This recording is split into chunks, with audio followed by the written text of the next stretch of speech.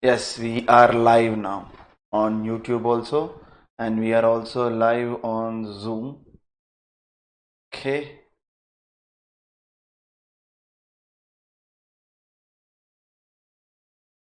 just share the link also.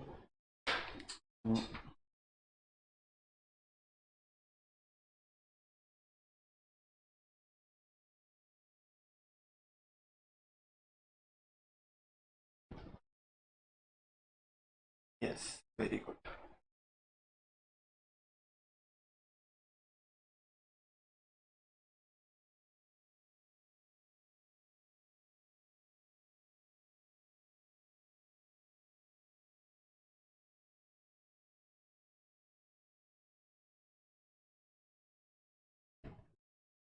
Yes, very good afternoon to all of you people.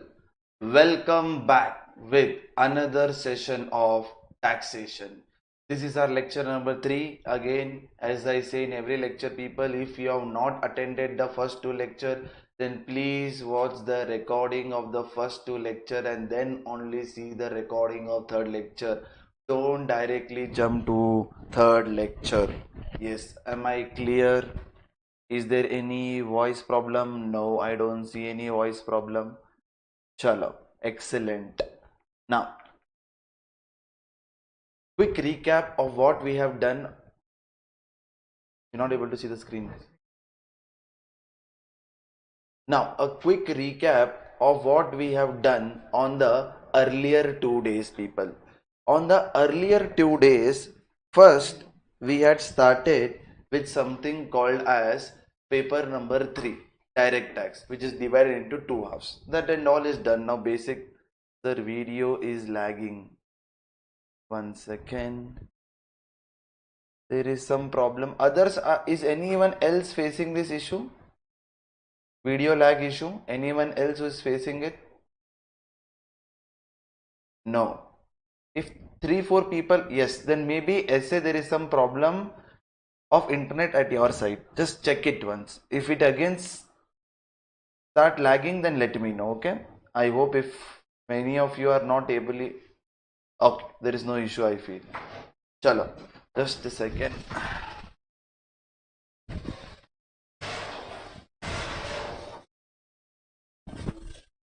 Just a second, people. आराम से आराम से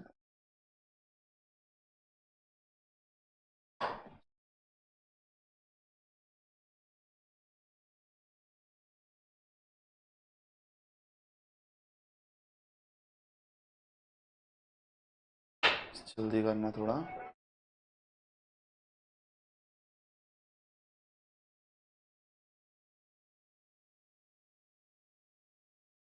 we are on live on YouTube तो little fast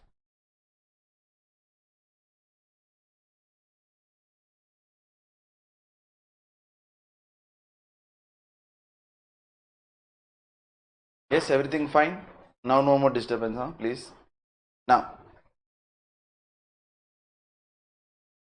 close the door close the door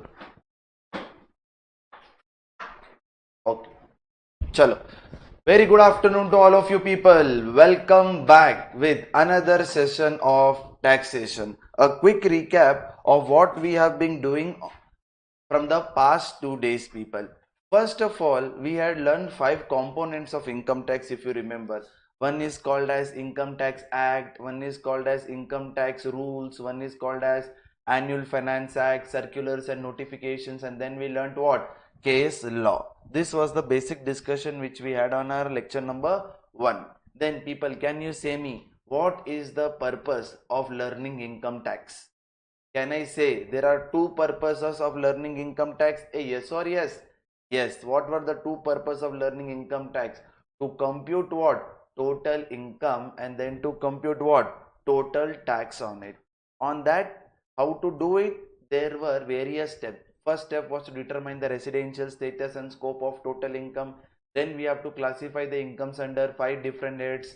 Can you say me people, everyone, please repeat with me. How many heads are there? There are 5 heads, namely income from salary, income from House property, profit or gains from business or profession, then capital gains, and then what? Income from other sources.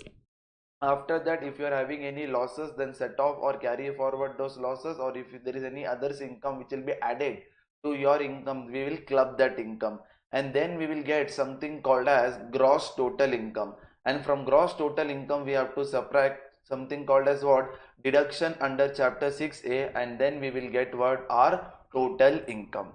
Now first things first, everyone, I need the answer in the chat box. How many persons are there in Income Tax Act? Everyone, fast, fast. How many persons? Yes, Tala for a reason. How many? 7 people. That is individual, HUF, company, partnership firm, AOP, BOI, local authority, and then what? Artificial juridical person. Then 5 heads are there. Then what do you mean by the word previous year, people? The year in which income is earned. And what do you mean by assessment year? The year in which the income will be assessed. That means calculation of everything will be done and checking of everything will be done in the what? Assessment year. Then we had learnt what is the previous year applicable for your exam, people. What is the previous year applicable for your exam? The previous year applicable for exam is what? Fast, fast. Yes, previous year 25-26 or what? Assessment year 26-27. That means incomes earned in the year 25-26 shall be assessed in the year what? 26-27. This is what we had learned on our first day. Then yesterday we had started with something called as rate of taxation. In that we had learned how to compute the total income tax. First, what we have to compute, people? Basic tax. On basic tax we have to add something that is called as what? Surcharge. Is surcharge applicable to everyone? And the answer is no. It is only applicable to what? Rich people. Then we have to subtract something called as what? Rebate. Rebate under section 87A. We have to subtract, and then we get something called as what? Net basic tax. On net basic tax we have to add something called as what? Coriander, if you remember. Health and education says at the rate of 4%, and then finally what we get, that is called as what? Total income tax. Now we had learned how to compute tax for various people yesterday. If you remember, first we started with 4 people. If you remember, it was individual, HUF, AOP, BOI, and then what? Artificial juridical what? Person. Now if you remember, for these 4 people there were 2 regimes. Hellos? Yes. One was called as what? New tax regime, and one was called as what? Old tax regime. In new tax regime the tax rates are lower, but in old tax regime the tax rates are what? Higher. Hey, am I clear? Yes. But here various benefits are not available. But here various benefits are what? Available. So what did we do yesterday? Yesterday first we started with which regime, people? We started with old tax regime. Now do you remember the rates of tax in old tax regime? See here, everyone. The basic tax rates were what? Slab rates, if you remember. 0 to 2,50,000. 0. 2,50,000 to 5,00,000. 5%. 5,00,000 to 10,00,000. 20%. And more than 10,00,000. 30%. But remember, all these are what? Slab rates. One after another after another. Then if you remember, there was a concept of called as resident budav. Hey, you remember resident budav? Means a person, if he is a what? Resident senior citizen. Who is called as a senior citizen? Anyone whose age is what? 60 years or above, but less than 80 years at any point of time during the what? Previous year. And what is the tax rate for them? 0 to 3,00,000, 0%. 3,00,000 to 5,00,000, 5%. 5,00,000 to 10,00,000, 20%. And more than 10,00,000, 30%. Then there was another concept, the person who is very near and dear to God, who is awaiting for his divine intervention, if you remember, is called as what? Resident super senior citizen. Anyone whose age is what? 80 years or above. For him, what was the tax rate? 0 to 5 lakhs, 0%. Then 5 lakh to 10 lakh, 20%, and then more than 10 lakh, how much percentage people? 30%. Hey, is this clear to everyone? These were the basic tax rates as per which regime? Old tax regime. Then we also learned something called as surcharge. Do you remember surcharge, people? Yes, sir, we remember surcharge. When will surcharge be applicable? When our income is more than what? 50 lakhs, but less than equal to what? 1 crore. And what is the surcharge? 10% of what? Basic tax. And where your income is more than 1 crore, but less than equal to 2 crore, then how much is the surcharge? 15% of what? Basic tax. Then when your total income is more than 2 crore, but less than equal to 5 crore, then your surcharge is what? 25% of what? Basic tax. And when your income is more than 5 crore, then people, how much? 37% of what? Basic tax. This was the applicability of what? Surcharge. Means if your income is less than equal to 50 lakh, then no surcharge. Then if you remember, we learned something called as rebate also yesterday. Hey, you remember? Yes. Now if you remember, for rebate, there were 3 conditions to be satisfied. First of all, you have to be a what of India? Individual. First of all, you have to be a kind of person is individual. Plus, you have to be what of India? You have to be a resident of India. Plus, what is the third condition? You have to be poor. You have to be what? Poor. Who is called as poor? Whose total income is what? Less than equal to what? 5 lakhs. Then how much rebate do you get, people? Rebate is equal to how much? Whatever is the basic tax, or what? 12,500, whichever is lower. This all calculation was as per what? Old tax regime. On this, what should we add? You remember this, health and education says at the rate of what? 4%. You have to add coriander at the rate of what? 4%. Now this was with respect to old tax regime. Now if you remember, we had also discussed the tax rates of new tax regime also. Now can you say me, it was very easy. Very easy. With every increase of 4 lakh, the tax rate will increase by 5%. If you remember, it was 0 to 4 lakhs, 0%. Then 4 lakh to 8 lakh, 5%. 8 lakh to 12 lakh, 10%. 12 lakh to 15 lakh, 15%. Then 15 lakh to 16 lakh, 16 lakh to 20 lakh, how much? 20%. Then 20 lakh to 24 lakh, how much? 25%. And more than 24 lakh, it was how much? 30%. These were the tax rates as per what? New tax regime, or also called as default tax regime. However, surcharge concept is also same.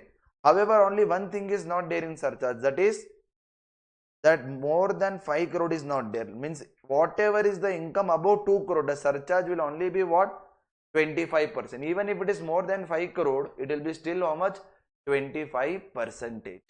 This was as per what? New tax regime.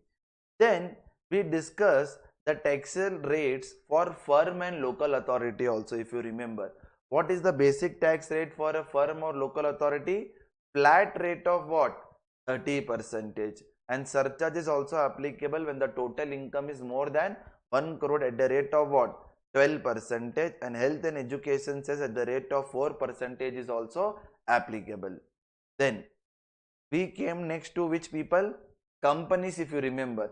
For companies, what is the basic tax rate? 30%. And for foreign company, 35%. But if you remember, we had discussed that this 30% can also become what? 25% if the turnover in the what? Preceding previous year. Means for 25-26, the rate will be 25% if the turnover of what? 2324 is how much? Less than equal to what? 400 crores. Yes, till here we had our discussion yesterday. Now let me start with our today's lecture. People, today's lecture I'm going to extend it by 10 to 15 minutes. So by till 5:40 or 5:45 I will take, because little bit we have to, anyhow you don't have second half of the lecture, and mostly tomorrow or day after you will have off also. So let us extend for 10-15 minutes, nothing harm will happen. Okay. Now let us learn. I want everyone to get ready with your calculators. Get out your calculators now. There is 2-3 calculations which we have to do right now. So please get your calculators out.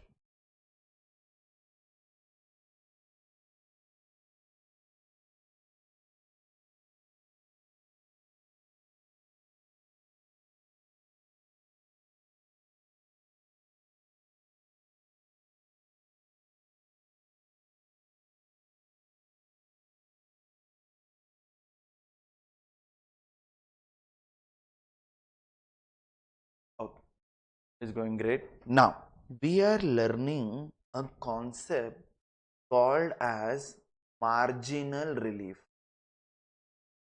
Marginal relief.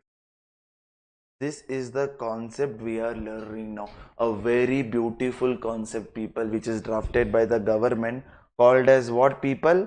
Called as marginal relief. Very good concept.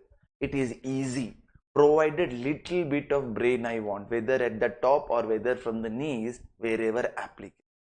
Now, I want every one of you to see whatever examples I am giving right now, assume that it is as per old tax. Okay? Concept is applicable to new tax also. This marginal relief is applicable to both. Is applicable to new tax also as well as old tax also. Both it is applicable. But for simplicity purpose, when we are doing examples in class, assume that calculation we are doing as per what? Old tax regime. Now, my first question. Please compute my net basic tax. See, people, when I say net basic tax, means before cess. If surcharge is applicable, add surcharge. And if rebate is applicable, subtract rebate. But don't add cess for time being. Okay? Are you ready? Hey, are you ready? Yes, sir, we are ready. My total income is 50 lakh. My total income is 50 lakh 30,000. My total income is 50 lakh. I'm an individual, okay? Mr. A. This is Mr. A. Mr. A. And my total income is what? 50 lakh 30,000. Please calculate net basic tax, everyone.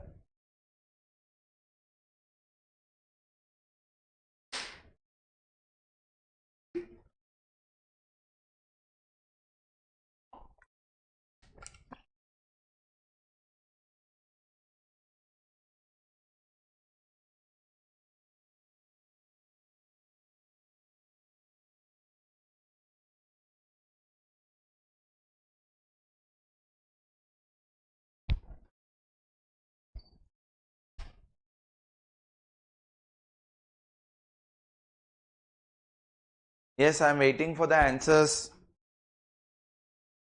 Everyone, I'm waiting for the answers. Yes, one answer I've got from Zoom. 14 lakh 53,650. Mukesh is saying.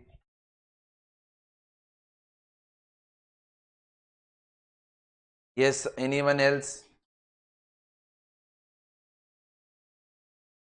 Please, I need answers. At least some 3-4 answers. People, are you able to hear? Yes. One more answer I've got from Rohit also, from Guru Raja also, from Dhrutishri also, Michelle also. Okay, multiple answers I'm getting, people, in the chat box. Chat box is filled with the answers. Now, very good. Now let me do. Let us first compute basic tax. Now, people, let us apply shortcut to calculate basic tax, people. Hey, hello. Yes. Now for the first 10 lakh rupees, what will be the tax for the first 10 lakh rupees? 1,12,500. Now how much else is left? 40,30,000. So 40,30,000 into 30 percentage plus 1,12,500. So that will come to how much, people? 13,21,500. Now, is surcharge applicable on this income, people? Yes, because the income is more than what? 50 lakhs. So now surcharge will become applicable plus surcharge. Now how much percentage surcharge will become applicable? Can I say 10 percentage? So that will be how much? 1,32,150. And when you add this both, how much is the tax amount you are getting, people? 14,53,750. Sorry, 650. 14,53,650. Don't add cess for time being. We have to add cess, no problem. But my concept is little different now. My concept here is, when my income was 50,30,000, mark my words, when my income was what? 50,30,000, what is my tax coming to before cess? 14,53,650. Now I give you one more question. What if my total income would have been only 50 lakhs? What if my total income would have been only 50 lakhs? Please calculate net basic tax. Everyone, please calculate the net basic tax. Yes, Jairam has already given the answer. Aman, okay. Vaishnavi, okay. Now can I say what will be the basic tax? Can I say for the first 10 lakh, 1,12,500, then balance left is 40 lakh. 40 lakh into 30%, that is 12 lakh plus 1,12,500, that is how much? 13,12,500 plus. Is surcharge applicable? Is surcharge applicable? No! Surcharge is not applicable. Surcharge is applicable only when the income is more than what? 50 lakhs. But in our case, the income was only exactly what? 50 lakhs. So surcharge will not become what? Applicable. So dash. So how much will be my net basic tax? 13,12,500. Now I want every one of you to help me. How much did your income increase by here? Can I say your income increased by 30,000 here? But can you say me how much did your tax increase? Can you please calculate and say me how much did your tax increase here? 1,41,150.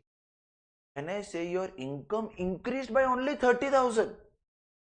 But your tax has increased by how much? 1,41,150. Sir, again, what did you say? Your income has increased only by what? 30,000. But our tax has increased by how much? 1,41,150. Now I have two questions here. Question number one. Is it fair or unfair? I want answers. Is it fair or unfair? Yes, everyone is saying, sir, it is unfair, sir. Okay. If it is unfair, why is this situation happening? Can anyone say me? Why is this situation happening? Because of what reason this situation is happening? Okay, 30,000 increase in income, but why is the tax increasing by so much? Yes, I need some answers also. Just because of the applicability of what? Surcharge. Because when your income would have been exactly 50 lakhs, there was no surcharge. But as soon as your income crosses 50 lakh, it becomes 50 lakh 1, 50 lakh 2, then I say surcharge becomes applicable. And surcharge will be applicable on the entire basic tax. Because of this increase is happening. Same thing can happen when your income crosses 1 crore. Because up to 1 crore, surcharge is only 10%. But once your income crosses 1 crore, it will become 15%. Same thing will be applicable when your income crosses 2 crores. When your income is exactly 2 crores, the surcharge would have been only 15%. But when it exceeds 2 crore, it will become 25. So here comes the concept of marginal relief. Now what is the concept of, see the word, the name is called as what? Marginal. See, whenever your income is little bit more than the surcharge limit, let us say first surcharge limit is 50 lakhs. So when your income is little bit more than 50 lakhs, or next surcharge limit is 1 crore, when your income is little bit more than 1 crore, or next when your income is little bit more than 2 crores, or next when your income is little bit more than 5 crores, in that case we have to check the concept of marginal relief. See people, our extra tax can never be more than extra income. See, tax can never be more than income. It's practically not possible and legally also not allowed. What did I say? Tax, this 1,41,150 cannot be more than 30. Extra tax cannot be more than what? Extra income. And if it is more, then you will get marginal relief. You will get what? Margin. See, margin means when your income is little bit more, and relief means you will get a benefit. Benefit means subtraction from the tax. So now can you say me what is the difference between extra income and extra tax? Can anyone say me what is the difference between extra income and extra tax? Please help me. 1,11,150. Now this will be called as marginal relief. Means now we don't have to pay 14,53,650 to the government. What we have to pay is now minus. You will get what? Marginal relief. How much will you get? 1,11,150 ka marginal relief you will get. So now what will be your net basic tax finally? 13,42,500. Only this much net basic tax you have to pay. You don't have to pay 14,53,650 to the government. Yes, on this we will always add what? Health and education cess at the rate of what? 4%. Whatever might be the amount, we will get the final answer. Hey, did you understand this concept? Sir, what happened in this concept? Your extra income and extra tax we were comparing. Your extra tax was more than extra income. So how much ever tax was more, that much relief you will get. Basically what are they doing, you know people? Whenever your income is marginally more than the surcharge limit, whatever is the extra income they are taking that as tax. Sir, whatever is the extra income that they are taking as what? Tax. See, how much was the income tax when your income was exactly 50 lakhs? 13,12,500. How much was the extra income? 30,000. Now add on this 30,000. Same thing we are getting. Basically, the conclusion here is extra tax should not be more than extra income. If it is, you will get a marginal relief. Sir, can you give me one more example? What one? I'll give you more 2-3 examples. Wait. Are you ready for the next example? Yes, sir, we are ready for the next example.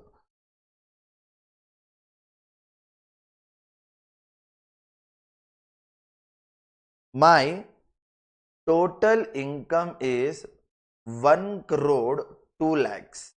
First of all, compute net basic tax, everyone. On this, compute net basic tax. Forget marginal relief, everything. Forget for time being. Only compute net basic tax. Old tax regime, individual. Everyone awaiting. I'm waiting for your answer.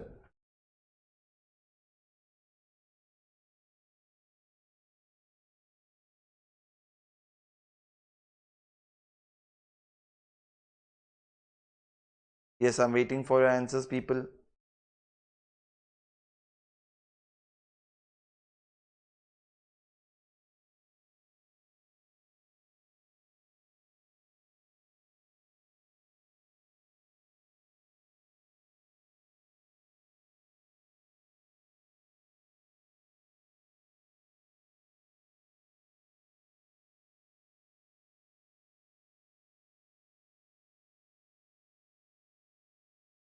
Yes, I'm getting multiple answers, people. Let me now solve it. Now, can I say here again, let us first compute basic tax. Now again, for the first 10 lakh, 1,12,500, then balance left is what? 92 lakhs, 92 lakhs into 30% plus 1,12,500. That is how much? 28 lakh 72,500 allows. Plus, now is surcharge applicable? Yes, surcharge is applicable. But at what rate? At the rate of 5% or 15%? 15%. Surcharge is now applicable at the rate of what? 15%. So how much is 28 lakh 72,500 into 15%? 4 lakh 30,875. So accordingly, now what is your net basic tax, people? 33 lakh 3,375. Now can anyone say me, is your income little bit more than the surcharge limit? Is your income little bit more than the surcharge limit? Marginally more than the surcharge limit? Can you say me yes or no in the box? Is your income marginally more than the surcharge limit? If your answer is yes, what is the nearest surcharge limit here? What is the nearest surcharge limit? And the nearest surcharge limit is 1 crore. Now calculate net basic tax if your total income would have been 1 crore. Calculate, everyone. Can I say how much would have been the basic tax? First 10 lakh, 1,12,500, 90 lakhs into 30%, 27 lakhs plus 1,12,500, that is 28 lakh 12,500. Plus, now is surcharge applicable? Yes, but at the rate of 10%. At the rate of what? 10%. That is what? Because your income is exactly 1 crore. 2,81,250. Now add this both. How much are you getting?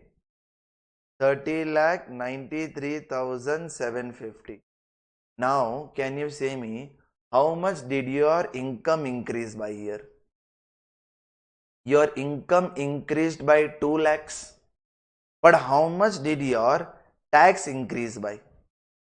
Can I say 2,09,625? Your tax has increased by. Now I want everyone answers in the box. Is marginal relief applicable? If yes, what is the amount of marginal relief?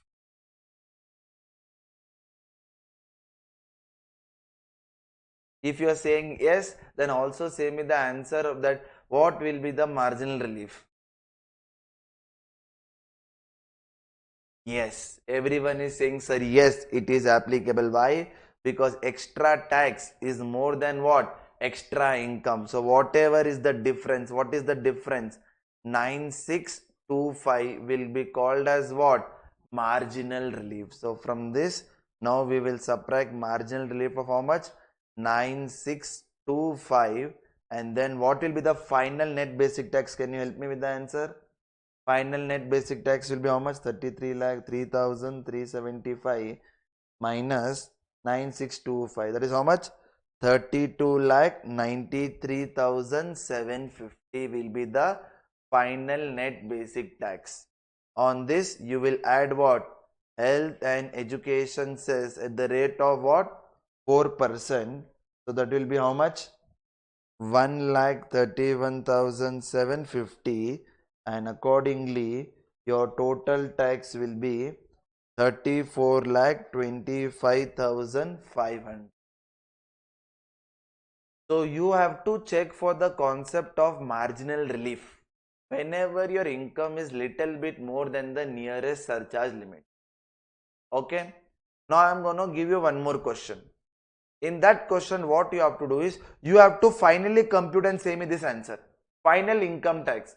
If marginal relief is applicable, subtract marginal relief and then give me the final answer. Yes, are you ready? Sir, ever ready, sir. Very good.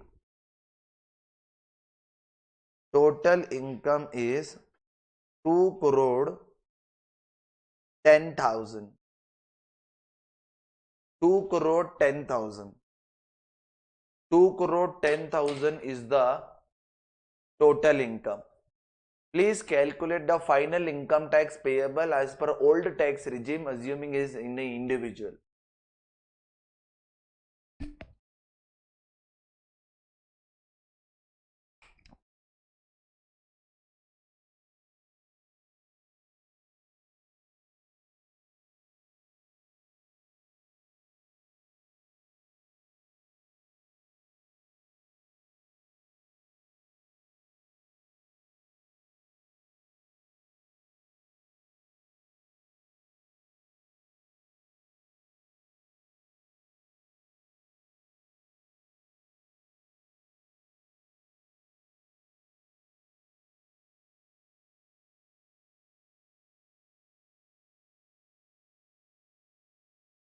Yes, everyone, please try.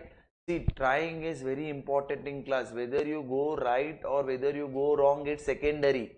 See, if you go right, very good. If you go wrong, also very good, because same mistake you will not commit again. Arey, nonsense. Please try and stop watching lecture like a movie with popcorn in your hand. Nonsense. Yes, I'm getting multiple answers in the chat box. Let me jump in now, people. Let me jump in. Let me jump in, let me jump in, let me jump in. Oh ho ho, answers are out of the box now. My god, my god. Oh ho ho. Great answers I'm getting. Now let us see. First, let us compute basic tax. Now how will you compute basic tax for the first 10 lakh? 1 lakh 12,500. Then balance is how much left? 1 crore 90 lakhs 10,000. 1 crore 90 lakh 10,000 into 30% plus 1 lakh 12,500. That is how much? 58 lakh 15,500 is the basic tax. Hello? Yes? Plus surcharge. Now can you say me surcharge will be applicable at what rate? If you say 15%, I'll give you at appropriate place. Nonsense, the surcharge now will be at the rate of what? 25%, because your income has exceeded 2 crore. You have become very rich now. Nonsense. So do 58 lakh 15,500 into 25%. 14 lakh 53,875. Now do the total. How much are you getting? 72 lakh 69,375. Now, what is the nearest surcharge limit applicable? Can I say nearest surcharge limit applicable is 2 crore? Hey, everyone agrees? Yes. Now compute basic tax if your income would have been exactly 2 crores. So for the first 10 lakh, 1 lakh 12,500, then 1 crore 90 lakhs, 1 crore 90 lakhs into 30% plus 1 lakh 12,500. That is how much? 58 lakhs. 58 lakh 12,500. Now will surcharge be applicable? Yes, but at the rate of 15%. So multiply this with 15%. 8 lakh 71,875. So what is the total you are getting? 66 lakh 84,375. Now can you help me? How much is your income increasing by? 10,000. But can you help me, people? How much is your tax increasing by? 5,85,000. People, is it fair or is it unfair? It's unfair, people. Just because your income increased by 10,000, your tax is bloody increasing by how much? 5,85,000. So now you will get a what? Marginal relief. So how much marginal relief will you get? 5,75,000 ka marginal relief you will get. The difference between extra tax and extra income. So minus marginal relief. 5,75,000 will be the marginal relief. So finally, how much will be your net basic tax, final net basic tax? 66,94,375 on that, plus health and education cess at the rate of 4%. So please add 66,94,375 into 4%. How much is that? 2,67,775. And finally, what will you get the answer? 69,62,150 will be the answer. 69. Who all got this? Yes. Many of you have got this answer, but I can see many of you who have stopped till here only. People, whenever you get any answer of text, we have to garnish it with what? Health and education cess at the rate of what? 4%. So I hope the concept of marginal relief is clear to everyone. Clear? It's not only applicable to individuals, it's applicable to individual, HUF, AOP, BOI, partnership firm, company, whether you're following old tax regime, whether you're following, whenever because of surcharge. What did I say? Whenever because of surcharge, your extra tax is more than extra income, the difference of that you'll get as what? Marginal relief because of surcharge. So we'll do an example for company also. We have done so many examples for individual now. So let us do an example for company. But to do that, let us once revise the surcharge rate for company. Please focus on the surcharge rate for the company. First of all, what is the basic tax rate for a company, people? The basic tax rate for Indian company is 30%. Then what is the surcharge? If your income is more than 1 crore but less than equal to 10 crore, what is the surcharge? 7%. But if your income is more than 10 crore, then 12%. Remember this limit because example will be based on this only. 1 crore to 10 crore 7% and greater than 10 crore 12%. If it is less than equal to 1 crore, then no surcharge. Now I'll give you an example. Yeah. Do it. Compute the final tax payable. Compute final tax payable. When I say final, matlab including cess. Including cess. Please everyone do it.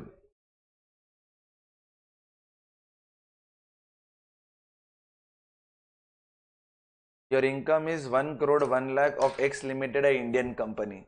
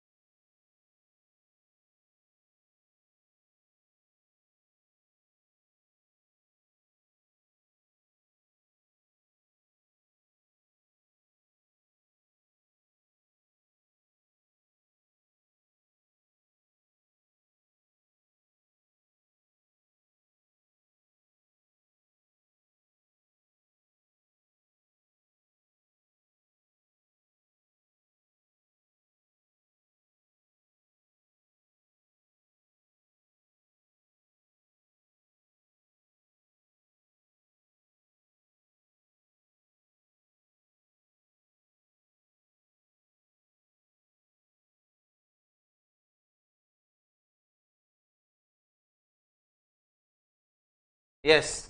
What is the answer we have got? Okay, we have got multiple answers in the chat box, people. ಏನಿದೆ ಕರಿತೀನಿ. Yes, we have got multiple answers in the chat box. Now let us see. Now, what is my income, people? Can you say me what is my income?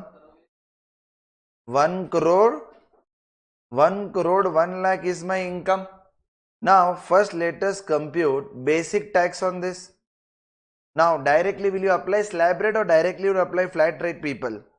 Flat rate. So, 1 crore, 1 lakh, 1 crore, 1 lakh into 30%. It will be how much? 30 lakh, 30,000. Now, is surcharge applicable, people? Yes, because your income is more than 1 crore. So, at the rate of what? 7%. So, that will be how much? 2,12,100. Correct. So, what will be the total of both? What will be the total of both? 32,42,100. Now, since your income is marginally more than the surcharge limit, we will have to see what would have been the tax if your income would have been exactly 1 crore. So, if my income would have been exactly 1 crore, my basic tax would have been how much? 30 lakhs, that is flat 30%. Will surcharge be there now? No, because for companies surcharge is applicable only when it is more than 1 crore. So, accordingly my net basic tax will be how much? 30 lakhs will be my what? Net basic tax. So, your income increased by how much? Your income increased by 1 lakh. But your tax has increased by how much? 2,42,100. Is it fair?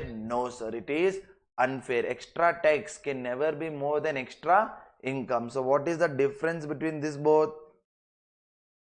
1,42,100. This you will get as what?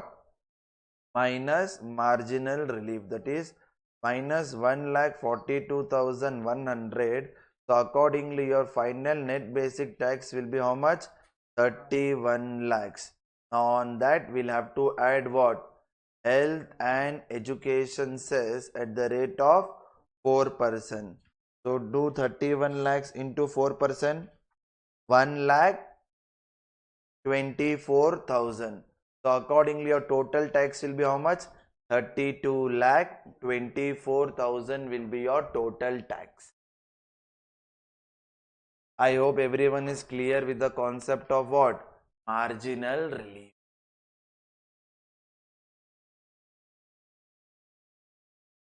If anyone has any doubt, please let me know in the chat box, then I'll proceed with the next concept.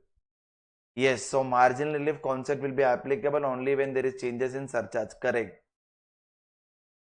Then any other doubts? Please reply in the main chat if you have doubt. Can I proceed assuming that everyone has understood? Hope is the only thing I can do, people. Okay, I am proceeding assuming everyone has understood. Okay, now, so this was the concept of marginal relief. So, same examples I have given here, people. It is applicable to every person where what is applicable? Where surcharge is what? Applicable. You have to check marginal relief concept when your income is little bit more than 50 lakh, 1 crore, 2 crore or 5 crore in case of these 4 people, and in case of companies and firm and all when it is more than 1 crore or 10 crore. Depending upon the surcharge limits, people, we have to keep on what? Seeing the case of marginal relief. So, all various examples I have given here, you can solve it when you are writing the notes. So, in simple words, people, what did we understand? The excess tax due to applicability of surcharge or increase in surcharge rate must not exceed that additional income due to which surcharge becomes applicable or the rate is increased. Basically, nutshell, extra tax cannot be more than extra income. Bas, baat khatam. Am I clear? Now, let us proceed with the next concept, people.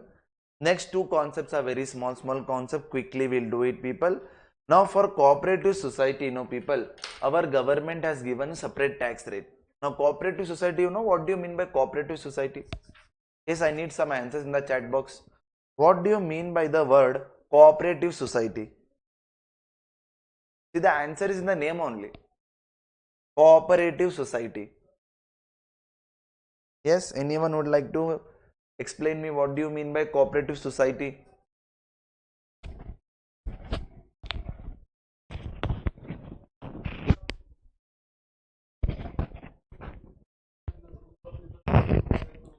When group of people come together to contribute, society, people contribute small amounts to lend, others helping. See people, what happened? When a group of people are coming together for any purpose, let us say you would have seen cooperative societies of buildings also. When there are a lot of people in the building, let us say there are 200, 300 apartments in one building. Now it's very difficult to manage such big apartment or a society. So what happens? All of them come together, they cooperate, that will form one body for the better management of the society. That is called as a cooperative society. It can be in various forms. Like it can be farmers cooperative society, it can be apartment cooperative society, a banking cooperative society. Like this, there can be various cooperative society.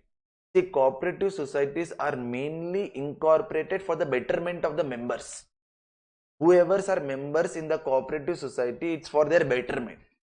Now normally they are not supposed to earn any income because they are used for the betterment. But if they are using or if they are earning any income, then they'll have to pay income tax. See, one thing we have already clearly understood, that anyone who's earning any income, he'll have to pay what? Income tax. Except which income? Except agricultural income. On all incomes almost there is tax. So now what is the tax rate? Same concept of slab rates. If your income is between 0 to 10,000, then you have to pay how much? 10% tax. Then if your income is 10,000 to 20,000, then how much you have to pay tax? 20% of income above 10. See, for the first 10,000, you have to pay into 10%. That will be how much? 1,000. So this 1,000 comes from here. And for 10,000 to 20,000, that is another 10,000. How much tax you have to pay? 20%. So this will be how much? 2,000. And if the cooperative society's income is more than 20,000, then on that it will have to pay what? 30%. So if your income is more than 20,000, for the first 20,000, that is 1,000 plus 2,000, that is what? 3,000, plus whatever is more than 20,000, on that how much? 30%. Am I clear? And here also surcharge concept is same like company. Like company matlab, if your income is more than 1 crore but less than equal to 10 crore, then how much? 7%. And if your income is more than 10 crore, then 12%. Same concept of surcharge is applicable here. Rebate you will not get. See, always remember, rebate is only applicable to what? Individual. No other person will get rebate. Only individuals will get rebate. But one thing is always applicable. Health and education says at the rate of what? 4%. So will always be what? Applicable. So please solve this question and say me the answer. Give me the total income tax, everyone. Nirlap Cooperative Society reports a total income of 90,000. Sir, can you please explain 1,000 and see? Let us see, for cooperative society 0 to 10,000. It has to pay 10,000 into 10%. That is what? 1,000. Then from 10,000 to 20,000. That is another 10,000. So that is 10,000 into 20%. That is 2,000. That's how we get the answer as 3,000. And whatever is more than 20,000, on that you have to multiply it with 30%. I hope you have understood, Jairam. Yes.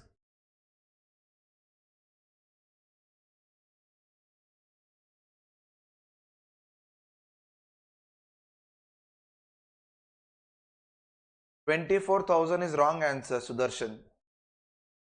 In MCQ, you will get 0 answer. Whenever I say total tax means after adding the cess. So, how much is my income here? 90,000. So for the first 10,000 at the rate of 10%, that will be how much? 1,000. Then for the next 10,000 at the rate of what? 20%, that will be what? 2,000. And balance how much is left? 10 gone, 10 gone, 20 gone. 90 minus 20 how much? 70,000. On that at the rate of what? That will be how much? 21,000. So total is how much? 24,000 is total. This is called as basic tax is 24,000. Now rebate is not applicable. Surcharge is also not applicable because income is not more than 1 crore. So one thing will be applicable, that is what?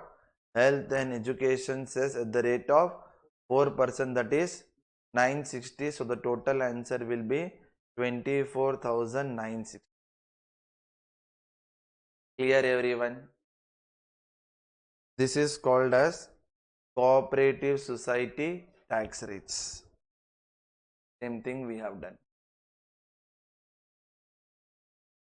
Correct? Oh. Now, next concept. Next concept is called as undisclosed money, undisclosed asset, or undisclosed investment, or undisclosed expenditure. People, what do you mean by the word undisclosed money or undisclosed income? What do you mean by the word undisclosed income? If anyone can answer me. Yes, someone is saying what? No answers. What do you mean by undisclosed income? Sir, incomplete information about a hidden income. Yes. People, can I say there is one very good word which we have given to it called as what? Black money. Hey, can I say the money which is painted in black color? Nonsense. Black money means the money on which we have not remitted taxes to the what? Government. We have hidden that money from the government.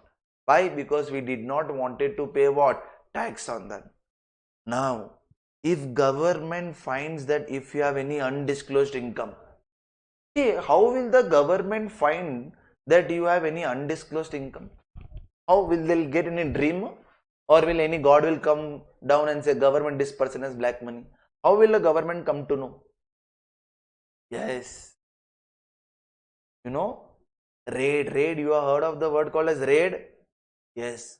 If raid, search, seizure, there are multiple ways, people, which government can come to know how much a person is earning. Now, though, this entire era is gonna be of AI. Now AI is gonna become so advanced, or already it is so advanced, that everything can be tracked, people. Even our social media profiles are getting tracked by government. So everything can be tracked by government. And what thing they cannot track, they'll put raid and see it. So if anyhow the government comes to know that a person has any undisclosed income, or he has any undisclosed asset. Hey, what do you mean by undisclosed asset? So the asset which is not disclosed to the government is called as undisclosed. Very good, huh? Oh, I'll just put the asset like this and keep. People, you would have heard of this called as Benami transactions. Benami transactions you would have heard. Benami matlab what? You have only done that transaction, but not directly in your name. Means, or Benami property you would have heard of. These politicians, people, or big businessmen and all, they have lot of black money. Now, entire black money they cannot use in their name, or they cannot purchase the property in their name using that black money. So what these people do, they take the help of other people. Like if they are having any maid in their home, or gardener in their home, or security. So they purchase the property in their name. The property is of politician only. But in order to manipulate the records, or in order to what? Fraud the government, or in order to not pay the taxes, they do all such transactions. So if government comes to know, then you will have at appropriate place. So if government finds any undisclosed income, so if the government finds any undisclosed asset or investment, or the government finds any undisclosed expenditure. Hey, what do you mean by undisclosed expenditure? Sir, the expenditure which is not disclosed to the government. But why will anyone want to hide their expenditure? Expenditure too is good, no, from tax point of view, because more the expenditure, less the income, and less the income means less the tax. So why will anyone like to hide the expenditure in income tax? Yes, someone else. Why will a person like to hide his expenditure, that is undisclosed expenditure? To protect company's image? No. See what happened, I will give you. This is the real life story which I have seen. I cannot say you the names, but I will say you what happened. See what happened. Hear me out carefully. There was a person, let us keep that person name as Mr. A. For example purpose, let us keep that person name as what? Mr. A. Now every year, year number 1, year number 2, like this for 15 years, people. Like this for 15 years. Every year he was filing his income tax return, ITR. He was filing. And he was disclosing a income of 6 lakhs, 6 lakhs, some case 7 lakhs, somewhere 6 lakhs, somewhere 8 lakhs. Like this he was disclosing. So on an average, do 15 years into 8 lakhs you do? 15 years into 8 lakhs. How much? 120 lakhs roughly is his income. In the last 15 years, his income is what? 1 crore 20 lakhs or 120 lakhs. Now what happened? Now this is his income. From this you would have done some expense also. Now what happened? Suddenly after 15 years, he had one child, or he had a daughter, or he had a son. And on his wedding, on his son's wedding or on his daughter's wedding, this Mr. A did an expense of 4 CR. Oh! On his son's wedding or daughter's wedding, he did an expense of how much? 4 crore. What was his income over the year? 1.2 crore. That was his income. I am ignoring the expense also for time being. Every year he would have had food, he would have had paid rent for his house. I am ignoring all this. His only income was how much? 1.2 crore, and on his son's wedding he did an expense of 4 crore. So he would have taken a loan. Assuming I have not taken loan. Now can you say me where did I get this 4 crore from? Can you say me, people, where did I get this 4 crore from? Huh? There has been a what, money plant in my home, or I got a rain of money? Can you say me how did I get this 4 crore, or where did I get this 4 crore from? Yes. Means every year my income was very high. I hope you are not high. Every year my income was what? Very high. But I did not disclose that to government. Why? Because if I disclose, I will have to pay more tax. So every year I under-reported my income. Every year I what? Under-reported my income. So that's how my black money was generated. And now when I did expense, quietly I'll do expense. I'll not disclose it to anyone. Because if I disclose this expense, if I what? Disclose this expense, can I say government will say me, hey, come here. Every year you have disclosed XYZ income. According to that, your maximum income can be only what? 1.2 crore. Who gave you this money? Huh? Come here, then government will give you an appropriate place. So this is called as what? Undisclosed expense.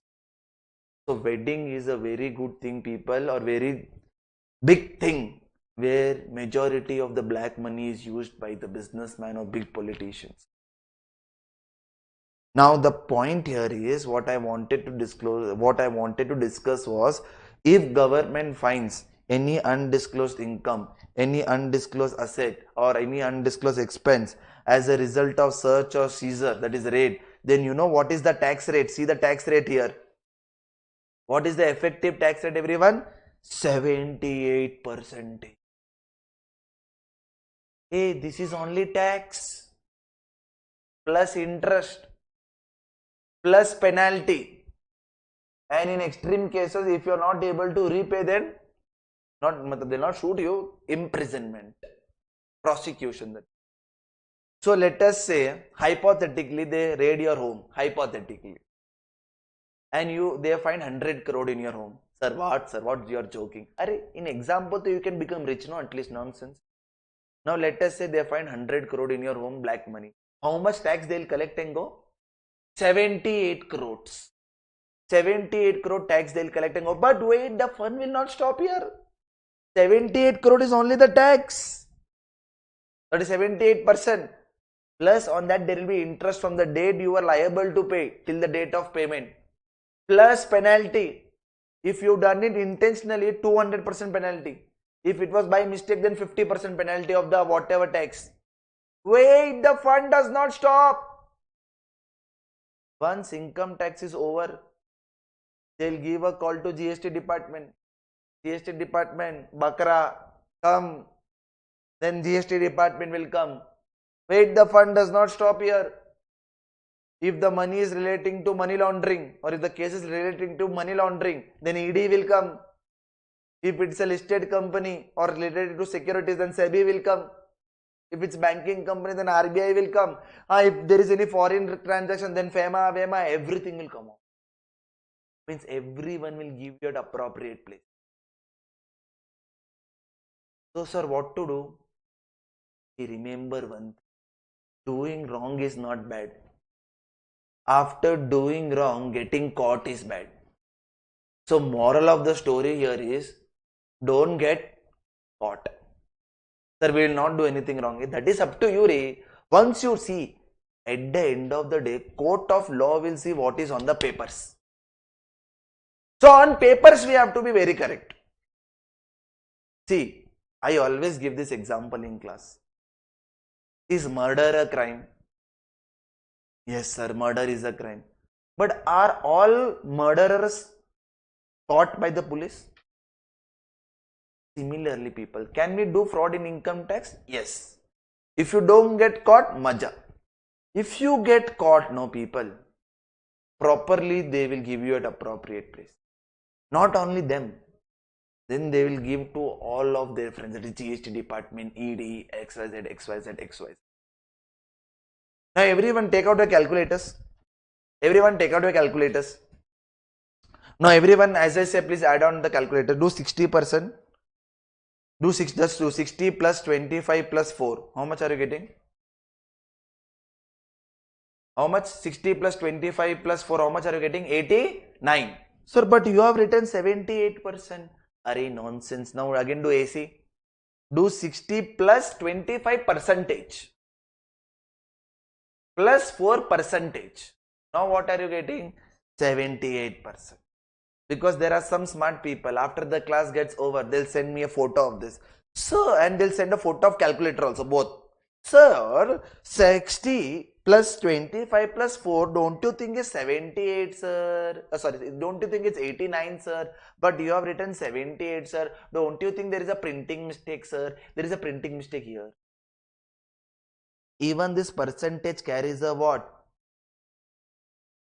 So in exam, in MCQ, how they can trick you here is, now if an MCQ comes, what is the basic tax rate on undisclosed income? What is the what? Basic tax rate on undisclosed income. They'll give you 60%, they'll give you 78% value. Which will you take? 60%. And if the question comes like this, what is the total tax on undisclosed income? Then you will give answer as what? 70. So anyway, question can be manipulated. So don't get excited in exam. What will happen whenever a question comes on undisclosed income, normally people are aware only of 78%. So when you see a question on, when you see percentage 70, you'll say, Eureka! 78% will take and come. See what is the question asking and then get excited. Yes, I hope I have made myself very clear. Clear? So with this, we are also done with the concept of what? Undisclosed income, undisclosed expenditure. On that, the effective tax rate is what? 78%. Now only one last concept is left in this chapter, that is called as the last concept. See, there are more 2-3 concepts which are pending in this chapter, but I cannot do it today. We'll do it at later point of time. So if you're writing down the notes, write it down. Or if you're taking print out, then no problem. The last concept which is left in this chapter is called as rebate. Sir, can you explain the percentage part again? Very good. See here. Just take out your calculators. Don't normally add 60 plus 25 plus 4. Do 60 plus 25 percentage plus 4 percentage. Then you will get the answer as 78%. Just don't simply add only 60 plus 25 plus 4. Do 60 plus 25 percentage plus 4 percentage. Okay. Now, the last concept which is left in this chapter is called as rebate under section 87A. But this now we are learning as per what? New tax regime. If you remember, yesterday we had learned rebate as per what? Old tax regime. But today we are learning what? Rebate as per new tax regime. Everything is same, but here one extra concept is added. So we have to see what is that extra concept. So here rebate can arise in two situations. In old tax regime, rebate could arise because of only one situation. But in new tax regime, people, rebate can arise because of two situations. Situation number 1 and situation number 2. What did I say again? In new tax regime, rebate can arise because of two situations. But in old tax regime, rebate could come only because of one situation. Situation 1 is almost same like your old tax only, with one change. This situation will be applicable when your income is less than equal to 12 lakhs per annum. And this case will come when your income is more than 12 lakhs per annum. Now, if you would have followed income tax little bit before starting the classes, or if you are little bit aware about politics, or if you are little bit aware about news, rather than only focusing on Instagram and la la la li li li la, la la la li li li la. So little bit please be active politically also, people. Also read some newspaper, or at least download one news app on your phone, and at least get your brain little bit aware about the current affairs. Or at least download Twitter and Twitter matlab X. That also will help you to gain the knowledge about current affairs. You know that our Trump, their Trump is doing dhumta now with us. He is playing games with us. Now let's see what we play games with him now. Now let us focus on situation 1. Situation 1. When your income is what? Less than equal to what? 12 lakhs per annum. When your income is less than equal to what? 12 lakhs. Conditions are same. If you remember, in old tax regime, what was the first condition, people? What was the first condition in old tax regime? Rebate ka. Please, I'll not write. Until unless you say I'll not write. Yes, I want some answers. What was the first? Yes. Same here also. You have to be what? Individual. Plus, what was the second condition? Yes, you have to be a what? Resident of India. Here also second condition is same. Third condition is also same, but only the number is changing. Your total income should be less than equal to 12 lakhs. Your total income should be what? Less than equal to 12 lakhs. In old tax regime, it was what? 5 lakhs. But now the rebate is up to what? 12 lakhs. So that's what I'm saying. If you would have heard the news, 6 months back, people were dancing on road. How were they dancing? Like this. Why? Because up to 12 lakhs now in India, you are not required to pay tax. If you follow what? New tax regime. Up to 12 lakh rupees, you can claim the benefit of what? rebate. In old tax, the benefit was only up to what? 5 lakhs. But in new tax regime, the rebate benefit is up to what? 12 lakhs. That day people were on the cloud 9. They were not able to believe that what has madam did. By madam I mean what? Nirmala Sitharaman madam. We have to call her madam, not only by the name. So the rebate will be how much? Rebate under section 87A is equal to whatever is the basic tax or 60,000 rupees, whichever is lower. Everything is same, concept is same here, only the numbers are changing. So when is rebate applicable in new tax regime? When you are an individual plus you are a what? Resident and your income is less than equal to what? 12 lakhs. Then rebate is equal to whatever is the basic tax or 12,500, whichever, sorry, not 12,000, 60,000, whichever is lower. 12,500 was in what? Old tax regime, but here it is what? 60,000 rupees. I give you one example. Will you be able to do it, people? Yes, sir. I want total income tax.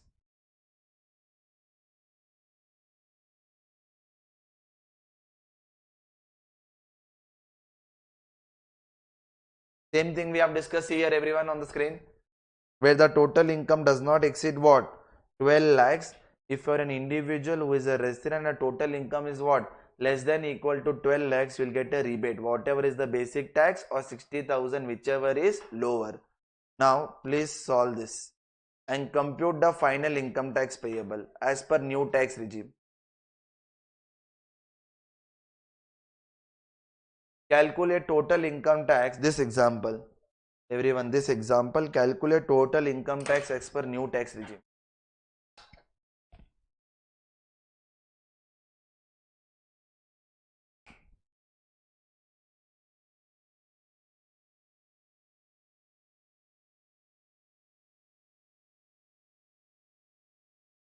Yes, I am getting multiple answers. Yes.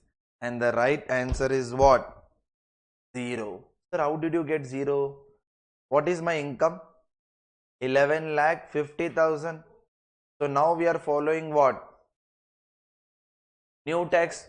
So for the first 4 lakh tax will be 0. So 0. For the next 4 lakh tax will be at the rate of what? 5%. That is what? 20,000. And next 3.5 lakhs at the rate of what? 10%. So that is how much? 35,000. So whatever is the total basic tax. What is the total basic tax? 55,000 is the total basic tax. Now will I be eligible for rebate?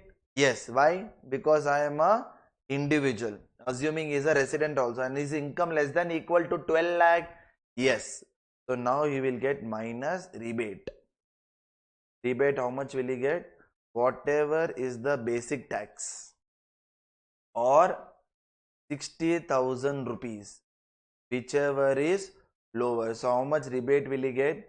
55,000 and dash, that is 0 plus 4% of that. It is not citizen of India. Wrong. No, it is applicable to resident of India. There is a difference between resident and citizen. My brother, he is a citizen of India but staying in UK, so he is a non-resident for India. You have to be a resident of India, not citizen. Only applicable to resident. All resident of India who are individual, not company, not HUF and all. I hope you are understanding. Yes? Any other doubts? Okay. This is situation number 1. When the total income is less than equal to what? 12 lakhs. But in new thing, people, in new tax regime, government has added situation number 2 also. The old tax regime, what I am saying? Old tax regime, the situation was very clear. There was only one situation, when your income is less than equal to 5 lakhs. But in new tax regime, 2 situations. When your income is less than equal to 12 lakhs, as well as you will get rebate also. When your income is more than 12 lakhs also you will get rebate. Sir, what the rebate? Let us learn situation number 2.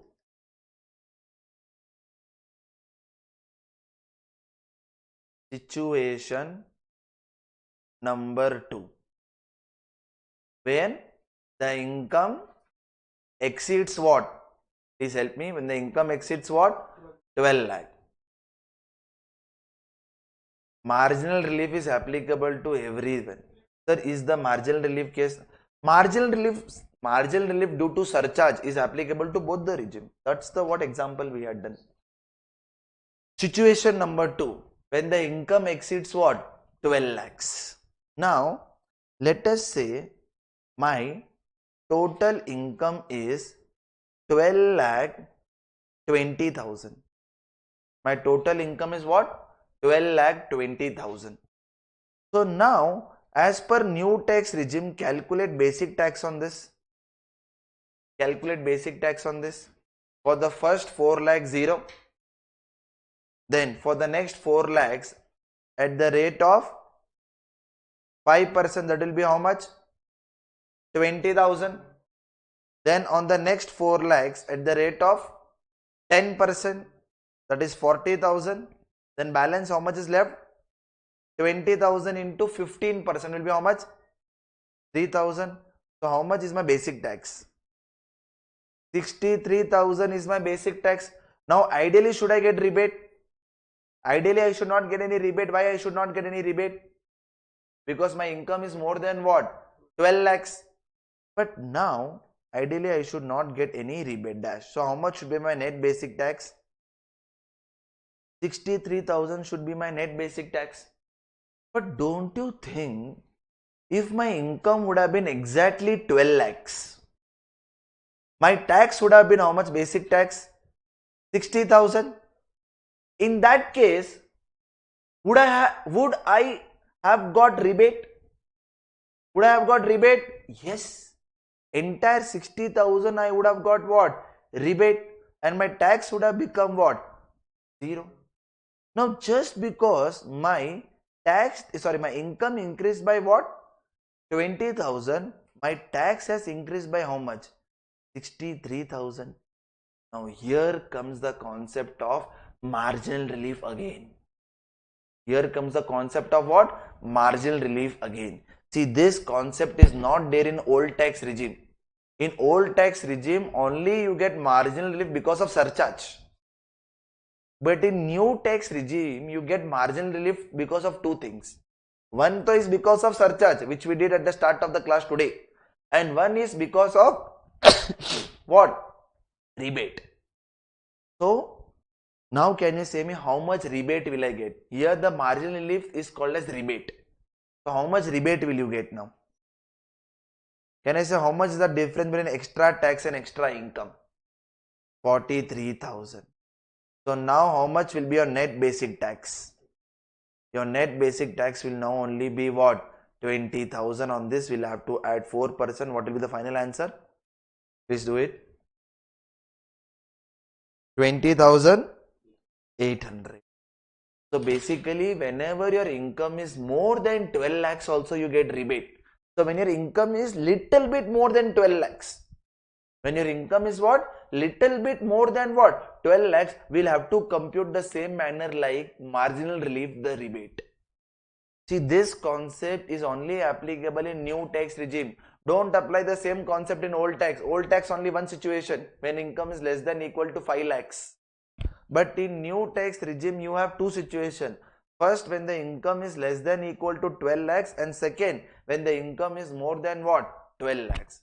So when the income is more than 12 lakhs, we have to compute the same manner like what? Marginal relief. How will you compute? First, what is the tax on exact amount you will calculate. Then what would have been your tax if your income would have been exactly 12 lakhs? That will always be 0 only. Because till that amount will get what? Rebate. Is this clear to everyone? So I will give you one more example. Please everyone do it. Do it.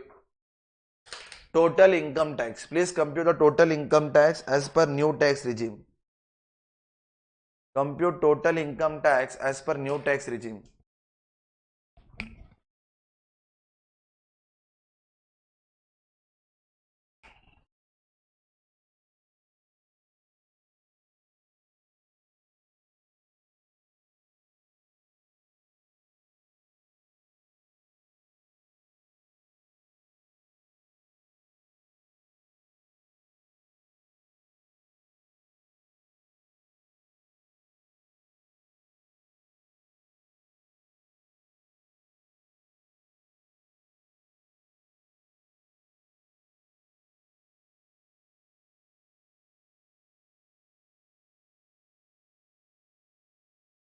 And the answer were, two people have given me the answer.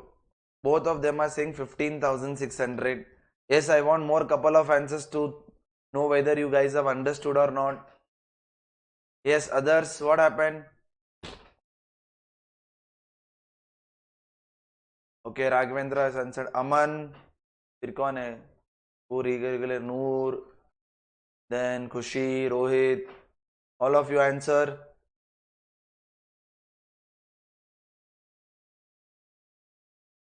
Yes, see here. Now what is my total income here, people? My total income here is how much?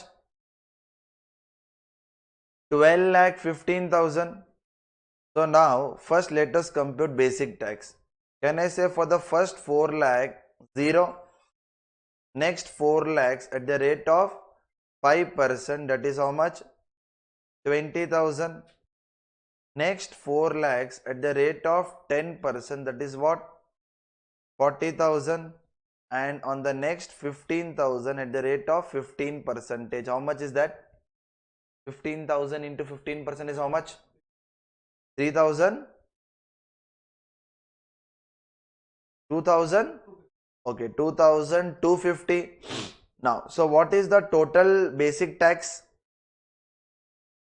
62,250. Now, what would have been your total tax when your income would have been exactly 12 lakh? Can I say it would have been what? 0. So, just because your income increased by how much? 15,000, your tax has increased by how much? 62,250. So how much is the difference between extra tax and extra income? Can I say 47,250? So this much you will get now what? Rebate. That is what? 47,250. So how much is your net basic tax finally? 15,000. Basically whatever is the income more than 12 lakh, they are collecting that as tax. I hope you are understanding. See, the break even will go up to 12 lakh 75. Till 12 lakh 75,000 you have to keep on checking it. After that it will be same. So plus health and education cess at the rate of 4%, that is what? 960. So it will be 600. So it will be 15,600. Is this clear to everyone? So what did we learn? That whenever your income is little bit more than 12 lakhs, that is up to 12 lakh 25,000, sorry 12 lakh 70, up to, if you want you can write down, up to 12 lakh 75,000 you need to check. Up to 12 lakh 75,000 you have to check.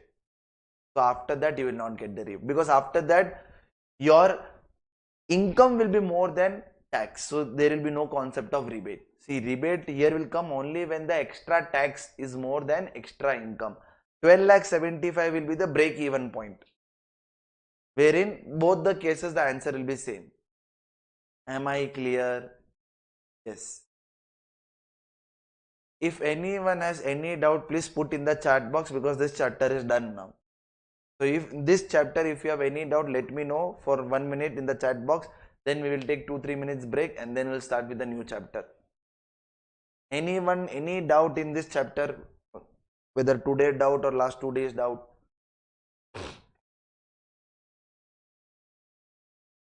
Sir, if there is a rebate till 12 lakh, why is there a tax slab for 4 lakh to 8 lakh? Because Raman, when your income is, let us say 20 lakhs, if your income is 20 lakhs, then you will not get rebate, no. Then you will have to pay tax on 0 to 4, 4 to 8, 8 to 12, 12 to 16.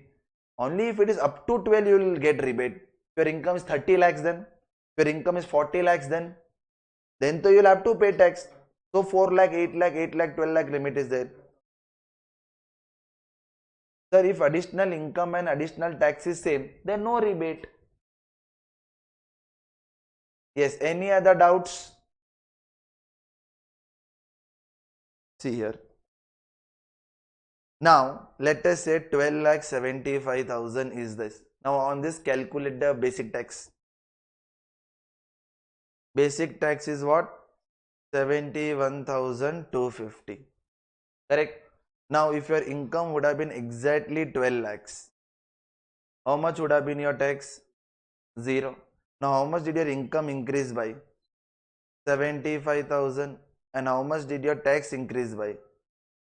71,250. So, till here, I think you get more than just 12 lakh 80 then. Now, what's the difference between this both? 3,000. So now, yeah, here also you'll get rebate. So it will be 12 lakh 80. Little based on that limit only, between 12 lakh 75 to 12 lakh 80. So how much is this? The final answer you're getting? So do the subtraction.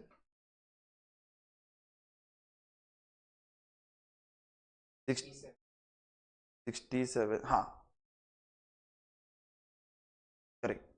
So 67,500 is what you'll have to pay to the government now. Do of 12 lakh 80 you do once.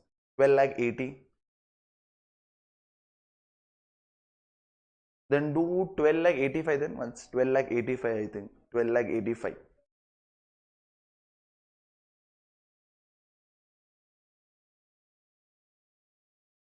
So somewhere around 72, 750.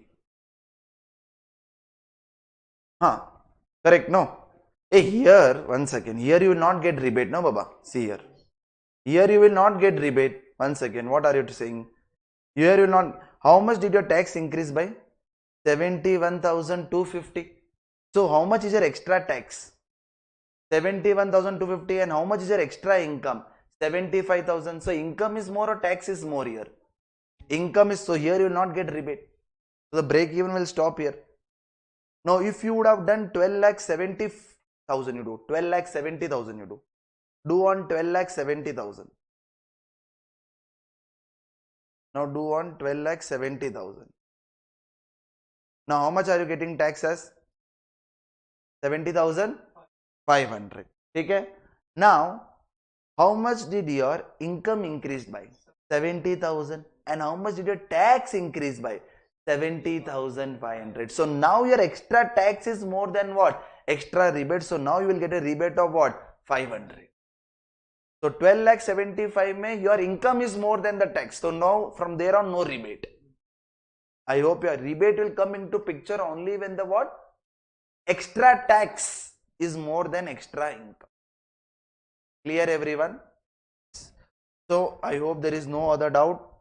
So let us people take a break for 2-3 minutes, take a break of 3 minutes, and then we will start with the new chapter, that is chapter number 2, called as residential status and scope of total income.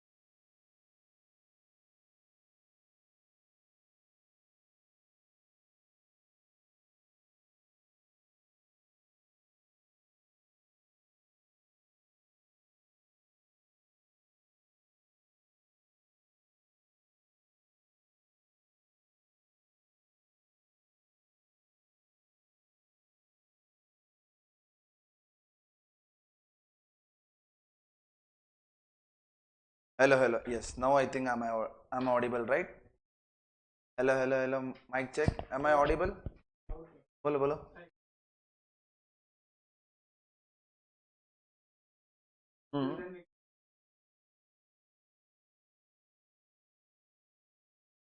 हाँ तो somewhere between the 12,70,000 to 12,75,000 के बीच में किधर stop हो जाएगा, between that range exactly. तो I will not I do it, but in between that. हाँ वो रेंज में स्टॉप हो जाएगा. वो लोग राउंड फिगर पे देखो, on the round figure we have to stop it. तो यस यू एग्जैक्टली 75 पे स्टॉप नहीं होगा, वो रेंज के बीच में 70 to 75 के रेंज के बीच में स्टॉप होगा ना. यस चलो people, now let us start with the new chapter. One second, let me on the recording. Let us on the recording. Record. Yes, recording has started. Yes, here also we on the recording, and YouTube anyhow we are live. Chalo. Yes people, welcome back with another new chapter called as chapter number 2, residential status. Residential status and scope of total income. Residential status and scope of total income. This is your first step in calculating the total income. Now first of all, say me people, in India, how will the person be determined whether he should be taxed in India or whether he should not be taxed in India? Will it be determined based on citizenship or will it be determined based on residential status? I want the answers in the chat box. What is the question, sir? Whether based on citizenship or based on residential status? I want the answer in the chat box. Yes, everyone is answering, sir, on the basis of what? Residential status. Remember one thing, people. In Income Tax Act, citizenship does not matter. You might be citizen of any country, does not matter. But what will matter is what? Residential status. So this chapter, no people, is being divided into two halves. First half of the chapter will help us understand how to determine whether a person is a resident of India or whether a person is a non-resident of India. And second part of the chapter will help us understand that if I am a resident, then on what all incomes I have to pay tax in India. And if I am a non-resident, then on what all incomes I have to pay tax in India. So the chapter is divided into two halves. First is what?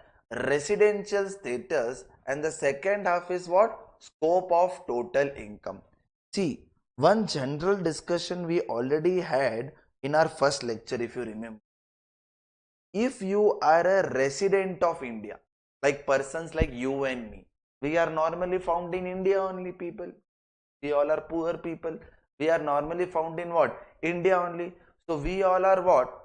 Resident of India.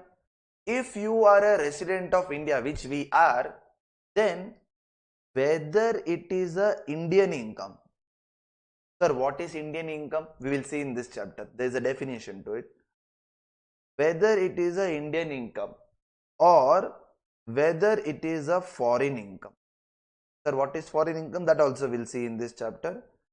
Whether it is a Indian income or whether it is a foreign income, if you are a what of India?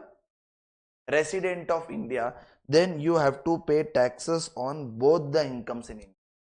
Like a person like me, whatever income I earn from India, and I also have some income from abroad. Sir, which income? I have some US shares on which I get some dividend, also some capital gains. On that also I have to pay tax in India because I am a what of India? Resident of India. However, if you are a non-resident of India, see again, I'm just giving the summary right now. In this entire chapter, we are going to discuss this only. This is just the foundation of this chapter. Who is a resident? who is a non-resident, what is Indian income, what is foreign income, all those things we are going to see, but one by one. If you are a non-resident, you remember the example of my brother. This example I'll use throughout the lectures. He is an Indian citizen, but however now he settled in what? UK. So he is doing job in UK.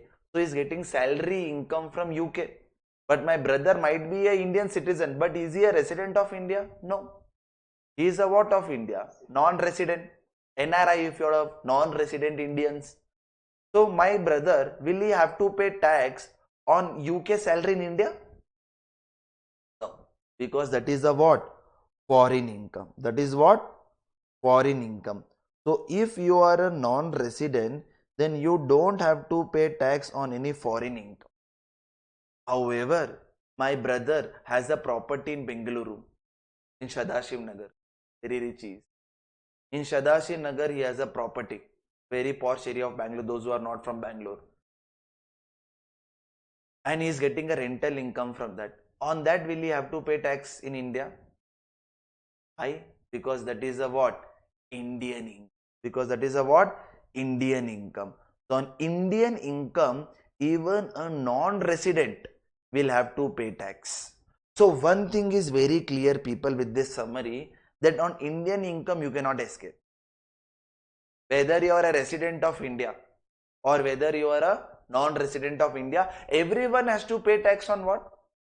Indian income. No one can escape on Indian income, Baba. Whether you are staying in India or not staying in India does not matter.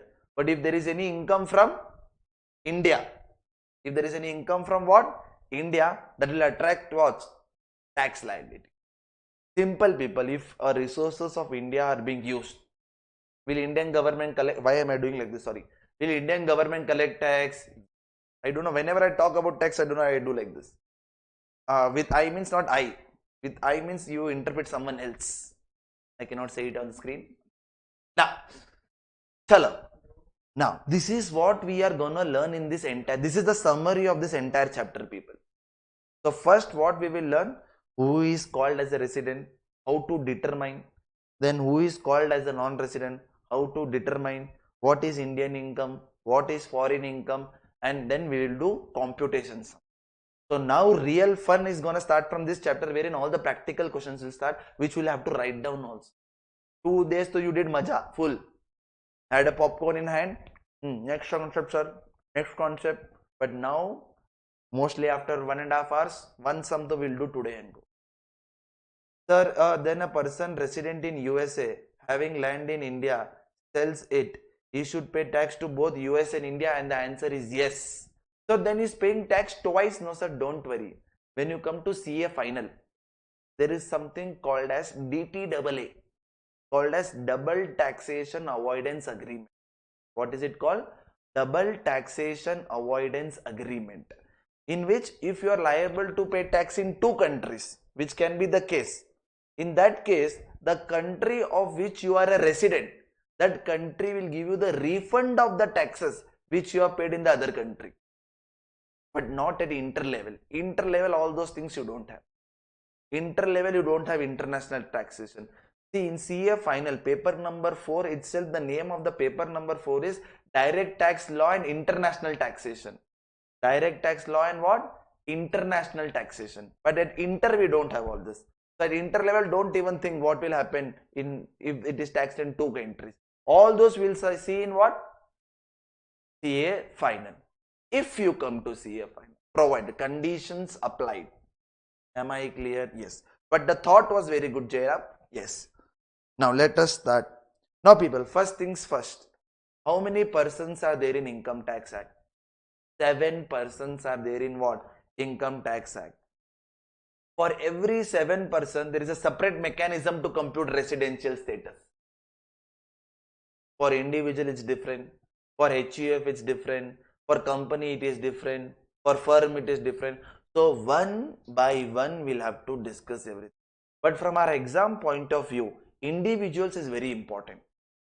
See, I have always said you from the first lecture, at ICAI, focus on individual taxation. When you come to final CA, if you come to final CA, that time ICAI will focus on company ka taxation. So from inter level, individual is very important. Okay, now let us start. Residential status and scope of total income. Now, one second. See what have I written the first point here. In income tax, taxability of income is determined whether based on whether a person is a what? Resident or non-resident, and not based on what? Citizenship. You might be, let us say Mr. Yamamoto of Japan. Mr. Yamamoto of Japan, but he's staying in India only. He's a Japan citizen, but staying where? In India. So is he a resident of India? Yes. So you might be citizen of any country, does not matter. Where you are staying will matter. Domicile. There is an English word called as domicile. The country where your domicile is, or where you are staying, or where your residence is. Sir, can a person be a resident of two countries? Yes, possible. But again, all those in final CA. In final CA, 30 marks is only on international tax. Now, first let us start with individual. First, determination of residential status. Determination of residential status of an individual. Determination, all those people who have come from garbage course, from graduations. So I call that BCom as garbage. Can I say little concept here and there, you would have heard it. But now you will see actually in depth that what is the meaning of every concept and how the government is very smart in drafting each and every point very. This is being given by section 6 clause 1. If you are able to remember section number, very good. Otherwise just write as per the provisions of income tax. In any inter paper, whether it's company law paper, GST paper, income tax paper or audit ka paper, if you remember section number, or if you only remember correct section number, then only write it in the exam. If you don't remember the correct section number, then just write as per the provisions of Companies Act, or as per the provisions of GST, or as per the provisions of Income Tax Act. If you remember correct section, then as per section 6 of Income Tax Act. At inter level, they are little lenient on section numbers. But I always say that at least basic section number a person should remember, which at the end of the lecture, I'll give you a list of some 30-40 sections. That to bare minimum you have to remember. And if you want to get a rank, then there is no bare minimum. Everything is maximum. Everything you have to remember and go. Yes? Yes. Now, how to determine a residential status of an individual? Concepts are very simple here, people. You just have to pay attention and say as I tell. Now, determination of residential status of an individual. How to determine? First, whether an individual satisfy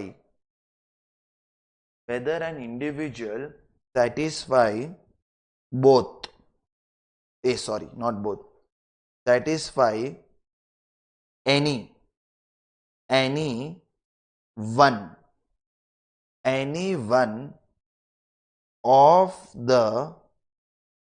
any one of the two basic condition. What is the first point I have written? Whether an individual satisfy any one of the two what? Basic condition. If the answer to this is yes,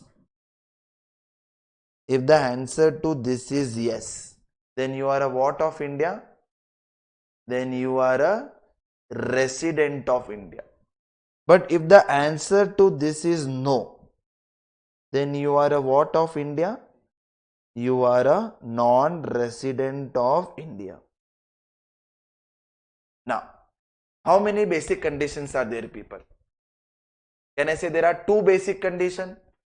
And if you satisfy any one basic condition, then you will become a what of India? Resident. Otherwise, you will become a what? Non-resident. Means, let us say you satisfy basic condition 1 and you also satisfy basic condition 2. You have to satisfy any one. But if you satisfy both, still you will be called as a what? Resident. But let us say you satisfy 1, but you don't satisfy 2. Still you will be called as what? Resident. You don't satisfy basic condition 1, but you satisfy basic condition 2. Still you will be called as what? Resident. But let us say you do not satisfy both the basic condition. Then you will be called as what of India? Not resident of India. But sir, what are the basic conditions? That's what we are there to learn here. So now, let us learn what are the basic conditions.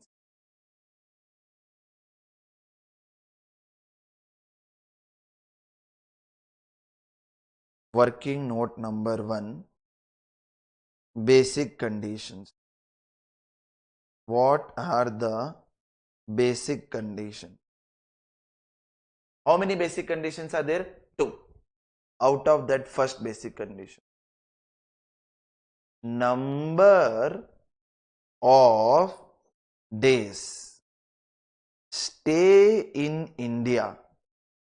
Number of days stay in India during previous year. Hey, can I say previous year means the last year? Hey, yes or yes? If someone is nodding their head no, I'll give you one. What do you mean by previous year? The year in which the what? Income is earned. So if the number of days stay in India during previous year is, anyone knows? 182 days. 182 days or more. So if someone is staying in India for 182 days or more, then he'll become what of India? Resident of India. So are you all a resident of India? Sir, 365 days in India only, sir. Sir, we are a double resident of India. Hey, yes or no? So roughly, if you are in India for 6 months, see, they have not given months in the law. They have used the specifically days. So if you are there in India for how many days in 1 year? 182 days or more. Then you will be what of India? Resident of India. Very easy. You just have to remember the days, that is 182 days or more. Or, hey, 1 second, should I write or should I write and? Or, why? Because you have to satisfy what? Any one of the two basic condition. So, or. Second basic condition. But in second basic condition, people, there are two sub conditions. What did I say? There are two sub conditions, and only when you satisfy both the sub condition, you will satisfy basic condition number 2. Now, basic condition number 2, sub condition number 1. Number of days stay in India. Number of days stay in India during 4 previous year is 60 days. 60 days or more. Is what? 60 days or more, and matlab both the sub conditions you have to satisfy. Sub condition number 2. Sub condition number 2 is number of days stay in India. Number of days stay in India during what? 4. During 4 immediately preceding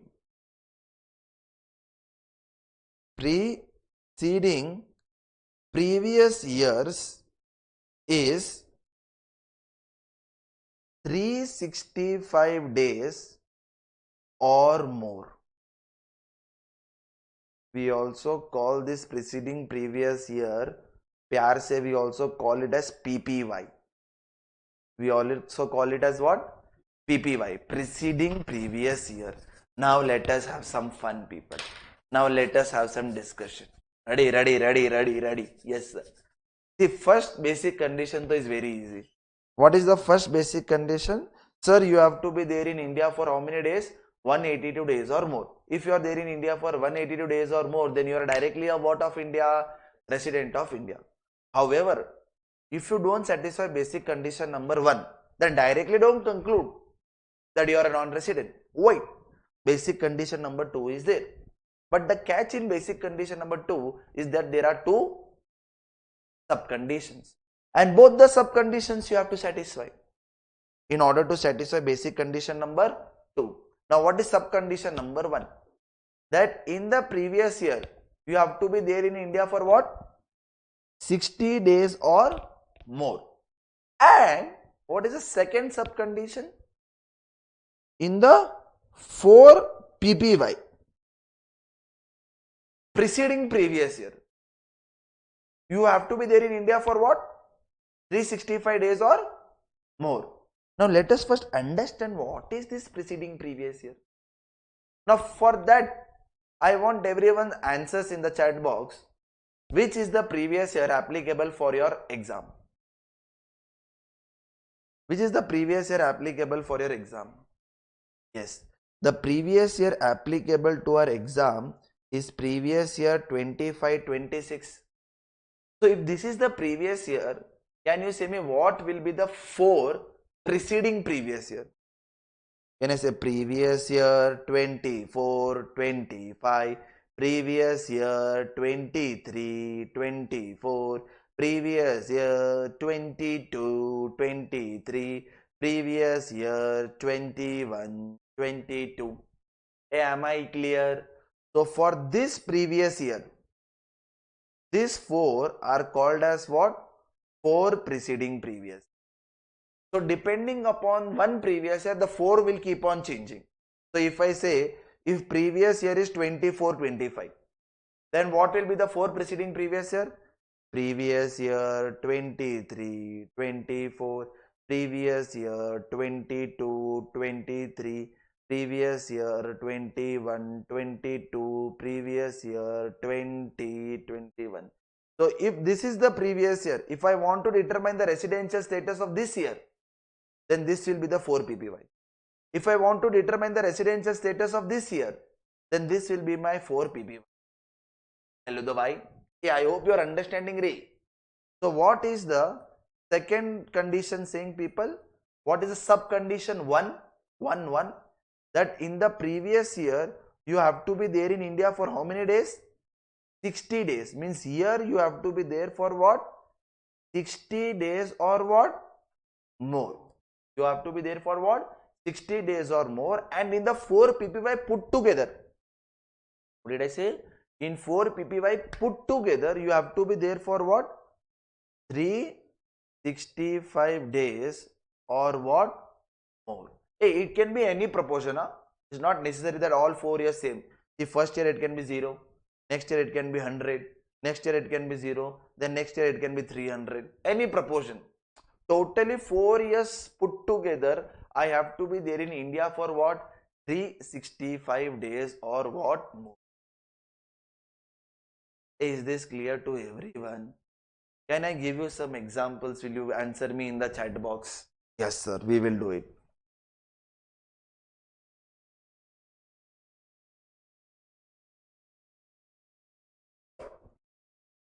In the previous year, I was there in India for, let us keep everything, 100.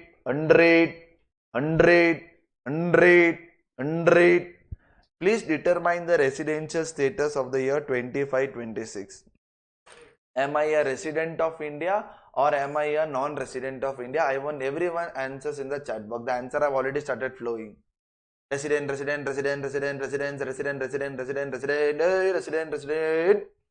Now let us see. Now, in order to determine the residential status of an individual, you have to satisfy any one of the 2 basic conditions. Now what is basic condition number 1? That in the previous year you have to be there in India for how many days? 182 days or more. So was I there for 182 days or more? No. So can I say basic condition number 1 not fulfilled? But directly can I conclude I am a non-resident? No. I have to check for basic condition number 2. Now in that there are 2 sub-conditions. Now what is the sub-condition number 1? In the previous year I have to be there for what? 60 days or more. Was I there? Hello. Yes. But directly resident? No. You also have to check sub-condition number 2. What is sub-condition number 2? That in 4 PPY you have to be there in India for what? 365 days or more. Now do the total of this 400 days. So were you there for 365 days or more? Yes. Means both the sub-conditions satisfied. Means basic condition number 2 is what? Satisfied, and then you will be called as a what of India? You will be called as a resident of India. Oh my god. Hey, is it clear? Yes or no? What if I say like this? What if I say like this then? Who am I? Resident. One second. Just change this.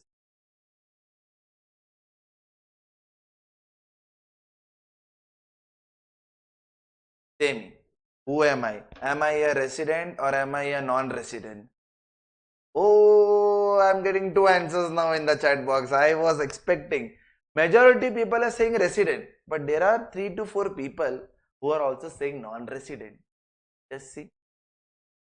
What is basic condition number 1? You should be there in India for in the previous year for how many days? 182 days or more. Was he there? Khatam. Done and dusted. You don't need to even check basic condition 2. So why, sir? Arey, nonsense. You have to satisfy only what? You have to satisfy anyone. Do you have to satisfy both the basic conditions? Hello? No. So did you satisfy anyone? Khatam. You will directly be still called as a what of India? A resident of India. Because you were there in India in the current previous year for what? 182 days or more. Clear? So these are my basic conditions. I hope everyone is clear with the basic conditions, people. But the fun does not stop here. See, in Income Tax Act, the fun does not stop. The fun will keep on going like a roller coaster ride. Now, once you determine you are a resident, the journey will not stop there. The journey is still prolonged. Once you determine you are a non-resident, journey will stop right there. But once you determine you are a resident, wait, journey is still prolonged. Which kind of resident are you? Are you a ordinary resident or are you a not ordinary resident? Sir, what is this? One by one we'll understand everything. So, once you determine you are a resident, we also have to check that which kind of resident you are. Whether you are a ordinary resident or whether you are a what? Not ordinary resident. For that, what we have to do? Whether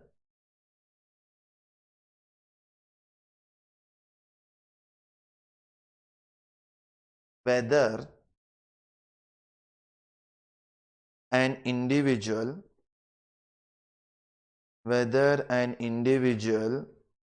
satisfy both. Whether an individual satisfy what? Both the additional condition. Whether an individual satisfy both the additional conditions. So how many additional conditions are there, people? 2. And you have to satisfy what? Both. If the answer to this is yes, yes sir, we have satisfied both, then you will be called as ROR. You will be called as what? ROR. Sir, meaning you are a resident, which so we already have determined. But now you are also a which kind of resident? You are which kind of resident now? Ordinary resident. You are resident as well as ordinary resident. But if you do not satisfy both the additional condition, if the answer to this is what? No. Then you will be called as RNOR. RNOR meaning people, you are a resident, but what? Not ordinary resident. The taxability of both of them is little different. So there are two kinds. See, don't do this for non-resident. Huh? Which kind of non-resident you are? Non-resident, ordinary non-resident, or non-resident, not ordinary non-resident? None. Once you determine you are a non-resident, the journey will stop there. But once you determine you are a resident, the journey will be prolonged. Saying what kind of resident you are. Whether you are a ordinary resident or whether you are a what? Not ordinary resident. For that we have to check what? Additional condition. So let us say I satisfy additional condition 1 and I also satisfy additional condition 2. Then which kind of resident I will become? Ordinary resident. But I do not satisfy additional condition 1. I satisfy additional condition number 2. Who am I? Not ordinary resident. I satisfy 1 but I don't satisfy 2. Then still I am a what? Not ordinary. I don't satisfy both. Then who am I? Hey, don't say NR. Hey, these things you will come only when you are a resident. NR will come when you don't satisfy basic condition itself. So when you don't satisfy additional condition, still you will be RNOR.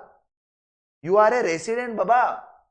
Only is you are not a ordinary resident. Don't say NR. Hello. Hey, I hope you are understanding. So in order to become a ROR, we have to satisfy what? Both the additional conditions. You don't satisfy any one additional condition or you do not satisfy both the addition, then you will directly become a what? RNOR. Don't say NR. NR will be coming in basic condition itself. Hello? But now the big thing is, sir. Oh, sir. What is additional condition? That's what we have to learn. Working note number 2. What are additional conditions? Additional condition. How many additional conditions are there? 2. Additional condition number 1. Number of days.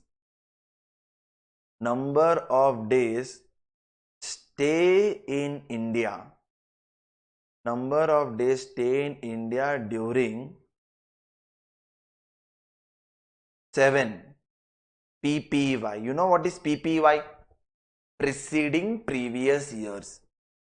If number of days stay in India during 7 PPY is 730, is 730 days or more. Is 730 days or more. This is additional condition number 1. Now, before writing additional condition number 2, should I write the word and here or should I write the word or here? And. Why and?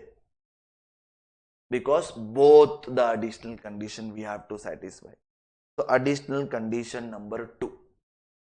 He or she should be a resident,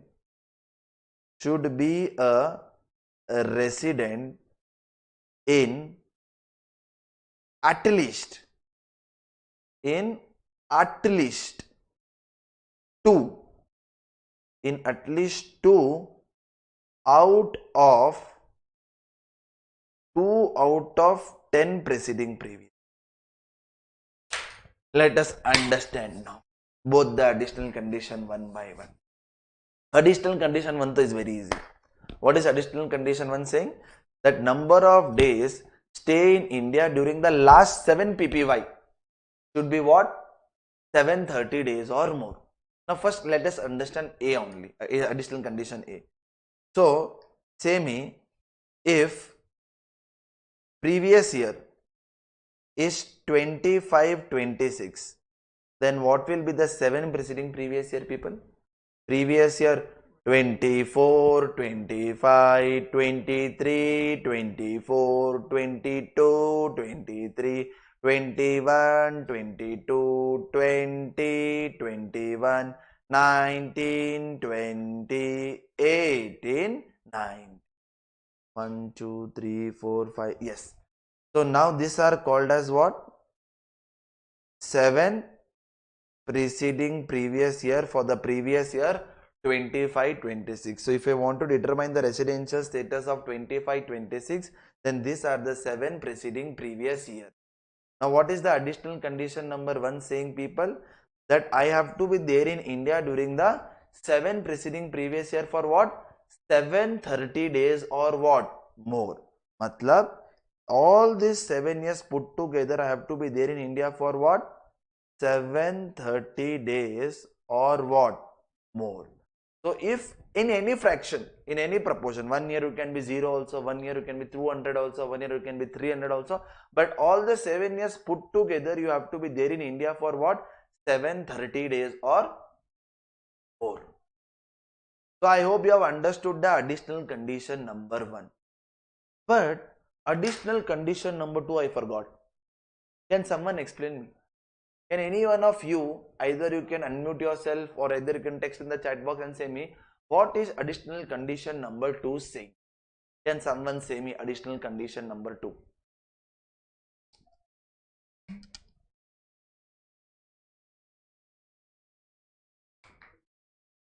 What is additional condition number 2 talking about?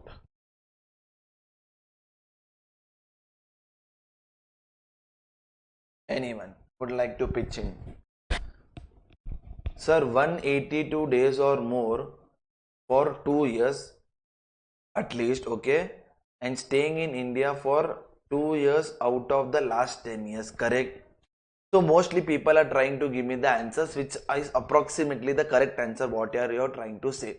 See here, sir, satisfying basic conditions for 2 out of 10 years. Yes, see here, mostly people have, sir, at least 2 years he should be a resident out of 10 years. Yeah, correct. See here, now let us first write down the 10 preceding previous years. Let us first write down the more, how many years I have to add? 3 more years I have to add, right? 17, 18, 16, 17, and then 15, 16. So these are my 10 preceding previous year, public. These are my what? 10 preceding previous year. Now what is the additional condition number 2 saying? That we should be a resident in at least what? 2 out of 10 preceding previous year. Matlab, people, you understand the meaning of the word at least? What do you mean by the word at least? What do you mean by the word at least, people? Minimum. Means 10 out of 10 years also you can be a resident. 9 out of 8 years also you can be a resident. 8 out of 10 years also you can be a resident. 6 also you can. But minimum you should be there for what? 2 years. Like we people like you and me. Hey, we are 10 out of 10 years we are resident only. We are normally found in India only. Where are we going? So we are to 10 out of 10. But we have to be there for minimum what? 2 years. Matlab, now what I will have to do is, now in the last 10 years, I'll have to go to each year and say, was I a resident in this year or was I a non-resident?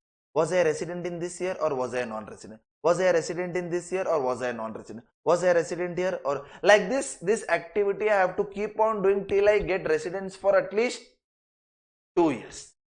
And how will you determine whether you are a resident or non-resident? By checking the basic condition. So now every year you have to go and check any one of the 2 basic conditions. What was the basic condition number 1? You have to be there in India in the previous year for what? 182 days or more. And in the second basic condition, what was given? In the previous year you have to be there for what? 60 days or more. And in the 4 preceding previous year you have to be there for what? 365. Now in every year you have to go and check that. Hey, again, every year don't go and check again whether you're ROR or RNO. That otherwise the loop will not end. You'll be in that loop only.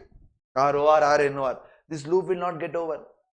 Only every year we have to go and check whether you are a resident or whether you are a non-resident by following the basic condition.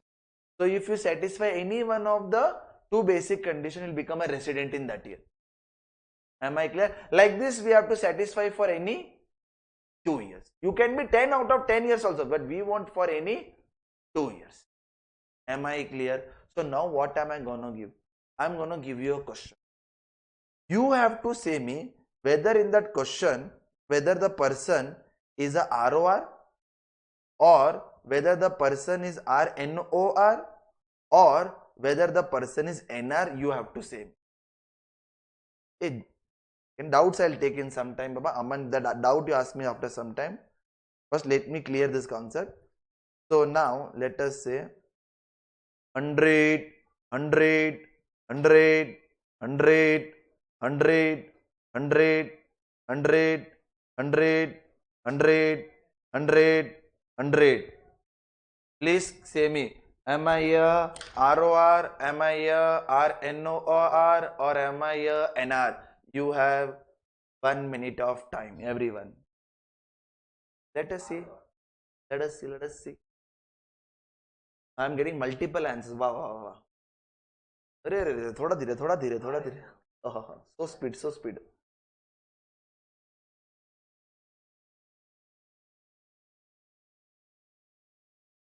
So some people are saying it is ROR and some people are saying it is RNO. Thankfully no one said I am NR. Otherwise I would have just off the recording and went to my home. Matlab people are at least understanding.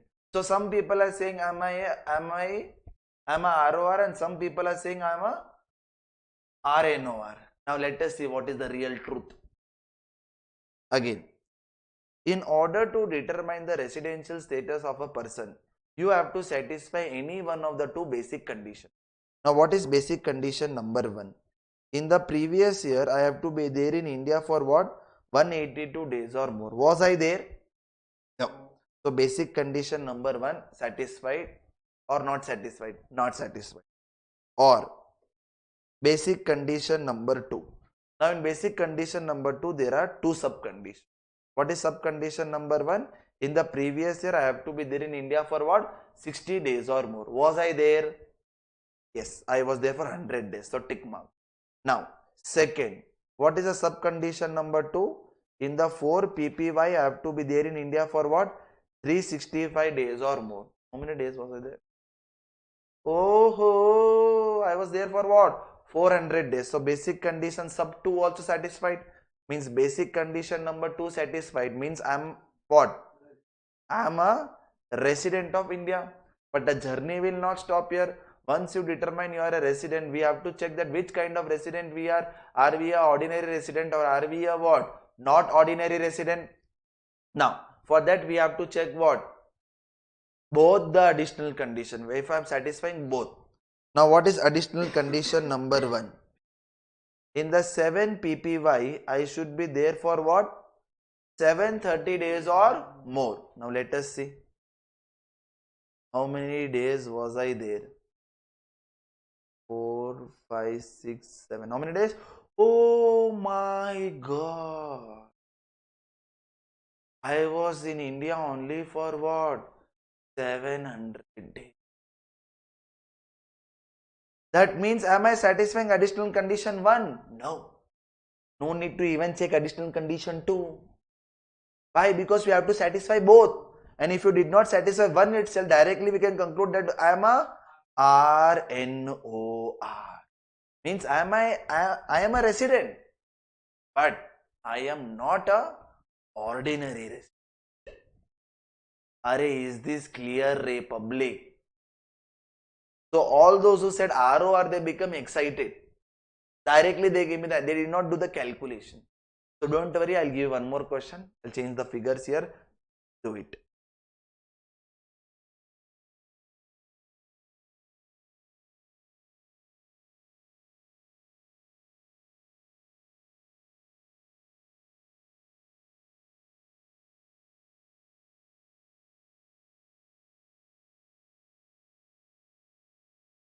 Now say me. Hey, don't say yes or no. Just say I am ROR or RNO or NR. Am I proposing you saying yes or no? Say whether I am a ROR, RNO or NR.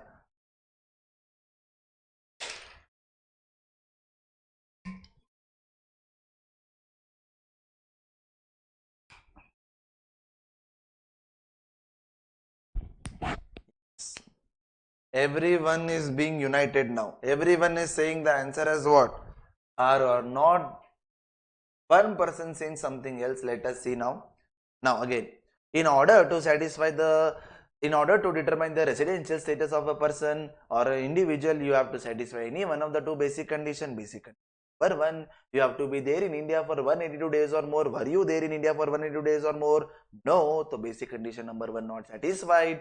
Basic condition number two, in India you have to be there for 60 days or more. Were you there? Yes sir, we were there. And in the 4 PPY, were you there for 400 days? Yes, sorry, 365 days or more. Yes sir, we were there for 500 days.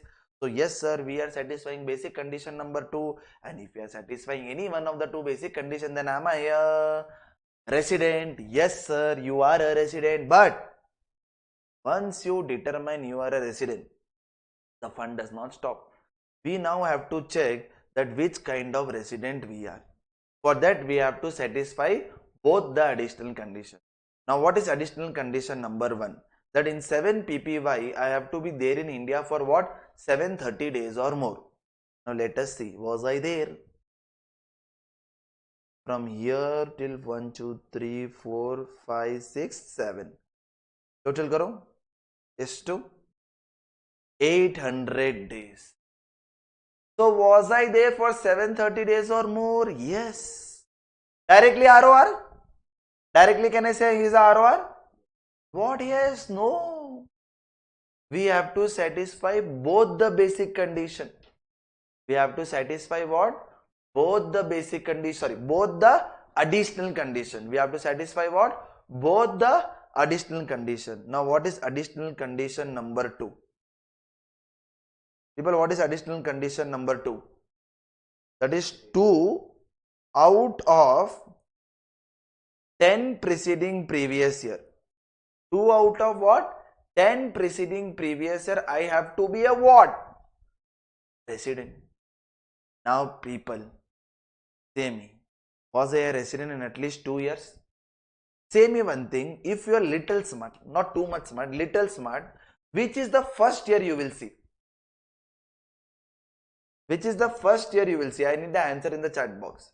See, you can pick any, out of any 10 years, you can pick any 2 years.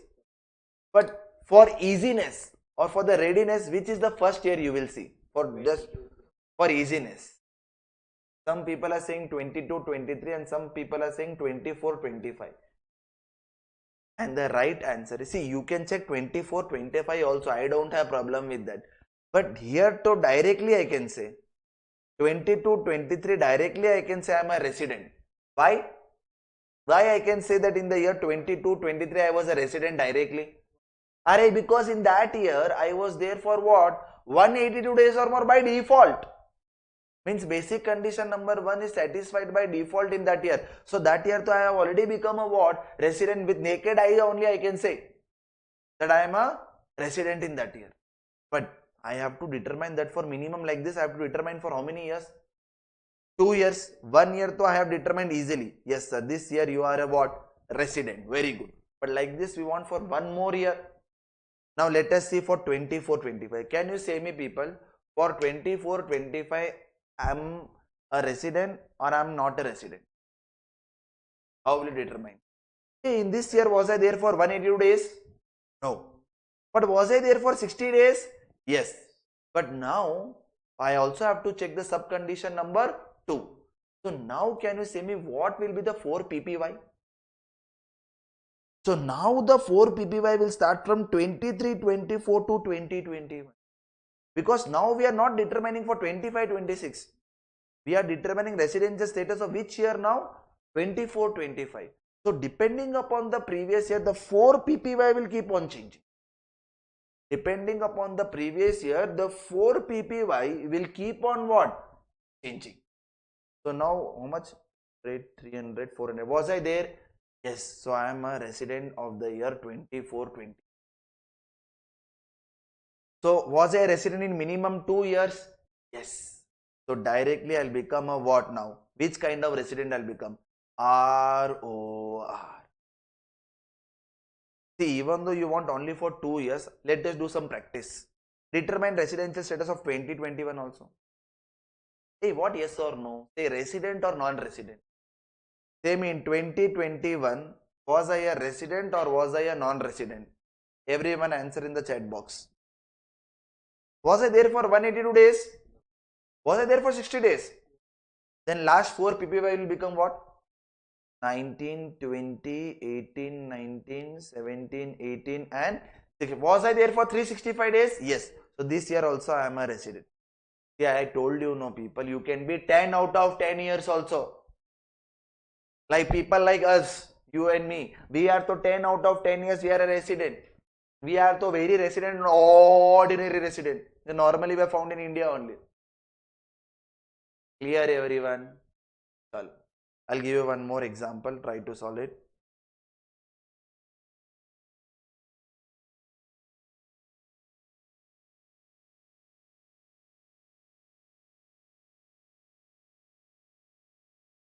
Yes. Solve it. Everyone please solve it.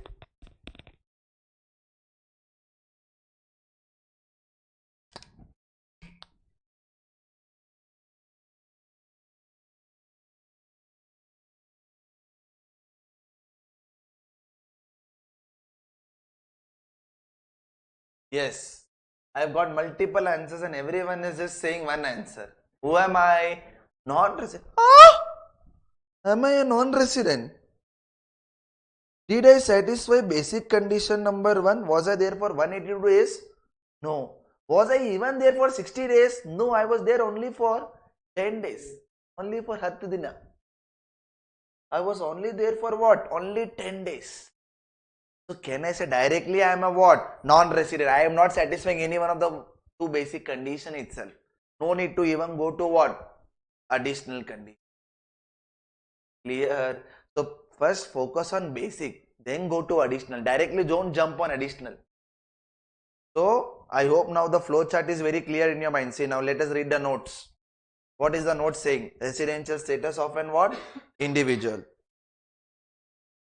In order to determine the residential status of an what?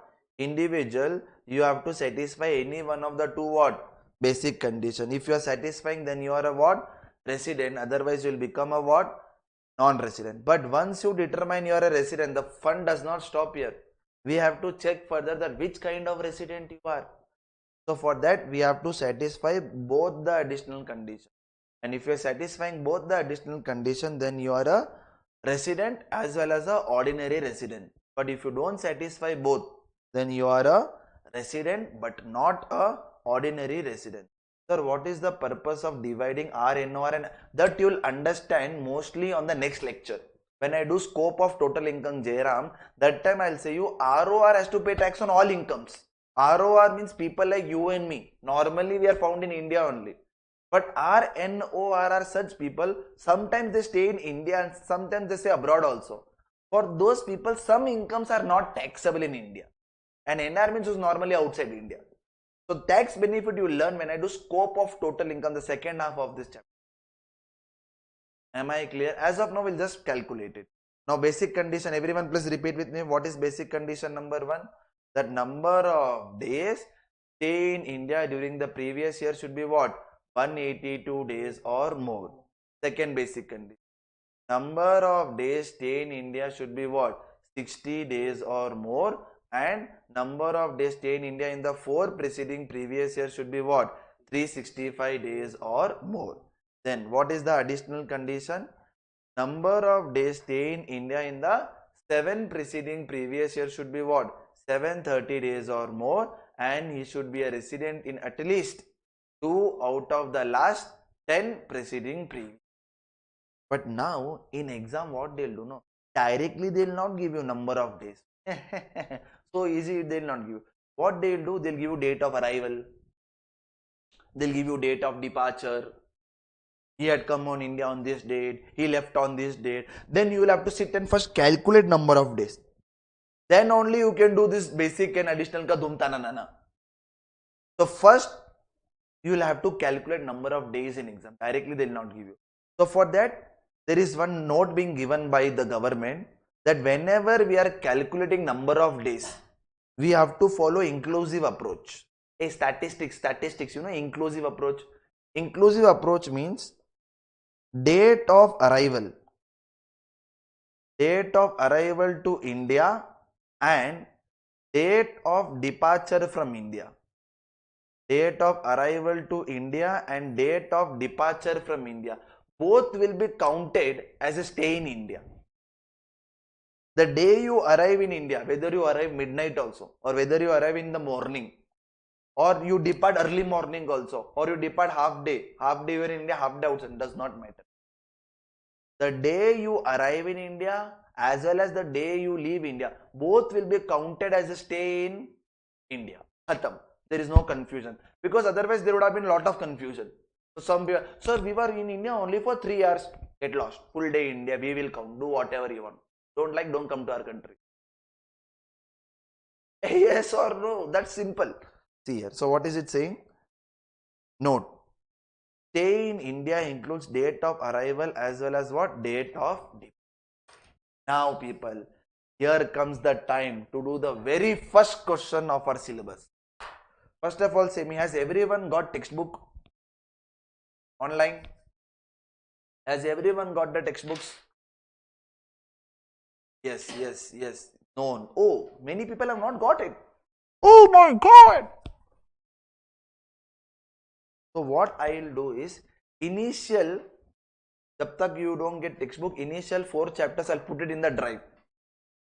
Textbook I'll put it in the drive. Sir, which drive? The same drive where I've uploaded my handwritten notes. There only I'll put the textbook ka first 4 chapter ka PDF. So till the time textbook don't come to you or it's not delivered to you, it is getting delivered one by one. Textbook has just come 3 days back. It's getting delivered one by one. If you are at Bangalore, or if you are from Chennai, or if you are from Hyderabad, you can just contact the branch once. They'll give you the textbook. And Bangalore ka to I am physically here. The books have come here. I'm not sure about Hyderabad, Chennai and the other Coimbatore also. Just call your branch once and ask the books available. If it's available, go and collect it. Or if they have told you for courier, they'll courier it. Am I clear? Yes. Don't worry. First question I'll put it on the board itself. On the screen. And after the class, I'll put the first 5 chapter ka PDF on the drive. So those who have textbook, please come to page number, I think it's 90. Don't worry, answer though, we will write it down. 20. Yes, please come to page number 24, public. The very first question. Those who don't have textbook can focus on the screen. The question is very small. I'll read the question for you, then I'll give you time to solve. Then we will write down the answer, and then that will be mostly the end of this today's lecture. Now first let me read the sum, then I'll give you time to solve. Everyone, page number 24 of the textbook which is being given to you, or which will be given to you. Mr. J is a what? Citizen of Japan. He visited India for the what? First time. People, first time. Very important here. Hey, not the first time what you're thinking nonsense, I'll slap you. First time he came to what? India on what? 1st April 2020. And stayed in India up to what? 10th April 23. Wow, he was very fond of India then. He again came back to India on what? 12th of January 2026 and stayed here thereafter. Jaane ka mani nahi. He does not want to go only. Determine his residential status for assessment year 26. Assessment year 26, 27 means which previous year? 25, 26. That is the previous year applicable to your exam. So they are asking you to determine the residential status for previous year 25, 26 or assessment year 26, 27. You have 2 to 3 minutes of time. Please do it. Do it. Then we will solve the answer together and then write it down in the notes. Go ahead, everyone, solve and give me the answer.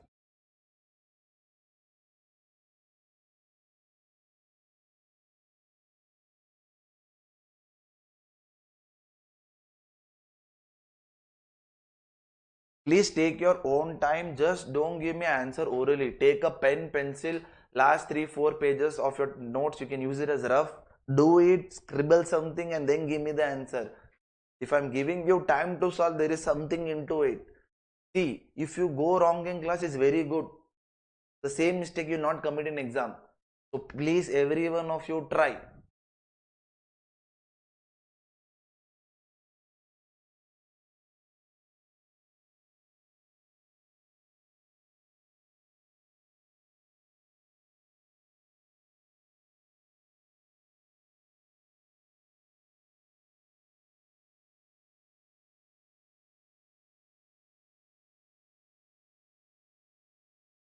Yes, I have got 2 answers till now. Both the answers are NR. Please, every one of you try. NR, NR, NR, NR, NR, NR, NR, NR, NR, NR, NR, NR, NR, NR, NR. Okay, okay. Still, I'll wait for 1 more minute for those who are still trying.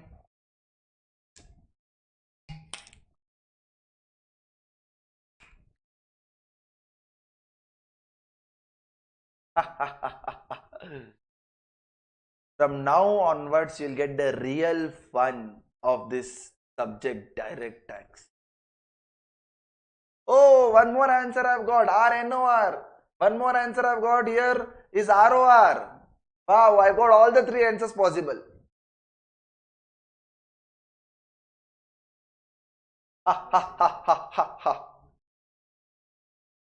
Hello. Has everyone tried it? I hope everyone has tried it. Now, everyone, please open your notes now. For the first time in the last 2 days or last 3 days, we are opening our notes. So, everyone, please get out your notes.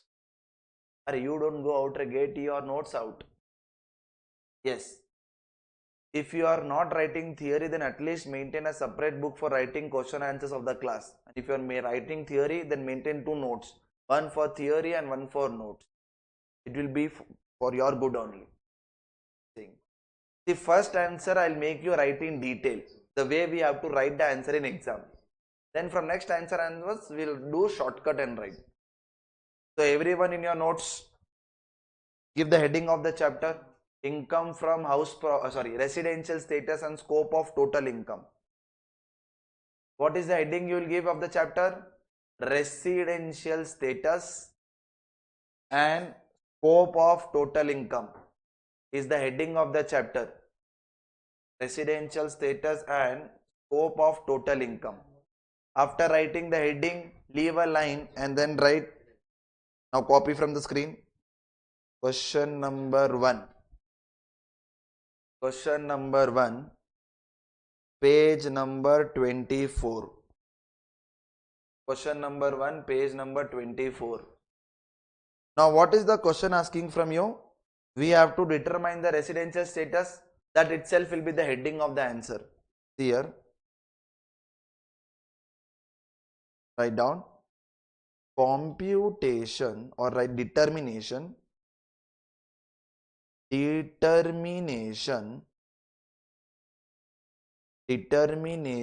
of residential status. Everyone write down please. Determination of residential status of Mr. Which is that Mr. name in the question?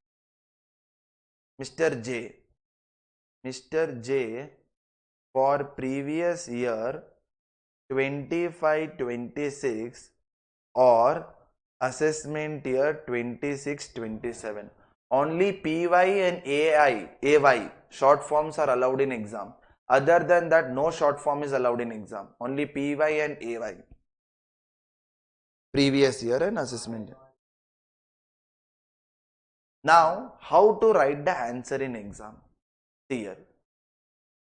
Whenever a question on any law is asked, whether it's company law, GST law, income tax law, or your SEBI law or FEMA law, any law whichever is there in your syllabus, always the answer should be written in 3 paragraphs.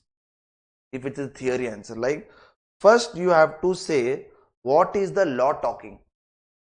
Okay? That as per section this, the law says this. Then you have to say what are the facts given in the question. Then as per the given question, these are the facts, and then facts we have to connect it with the question law, and then we have to give the conclusion. And then we have to give what? Conclusion. First we have to say what is the law speaking. Second we have to say what is the question speaking and merge that with the law. I'll make you write, don't worry. Everything is written. You don't have to worry about anything. And then based on these facts and the law, we have to come to our conclusion. Working notes can either be at the start of the question, or working notes can either be at the end of the question, the start of the answer or end of the answer. Clear? I generally have the practice of making working note at the start itself. If you want, you can make it at end also. There is no hard and fast rule as such that you have to make only at the end. So let us first make working note, because we don't know how many number of days he was there in each year. So first we'll have to bring out that, then only we'll come to know which year he was a resident, which year he was a non-resident. We want for which year? Which year we are supposed to find out, people? Previous year 25-26. Working note. Write down now working note.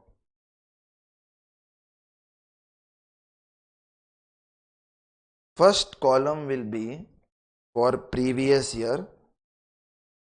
Second column will be the date of arrival. Date of arrival. Third column will be date of departure. Fourth column will be number of days, and the last and the fifth column will be of residential status. Residential status.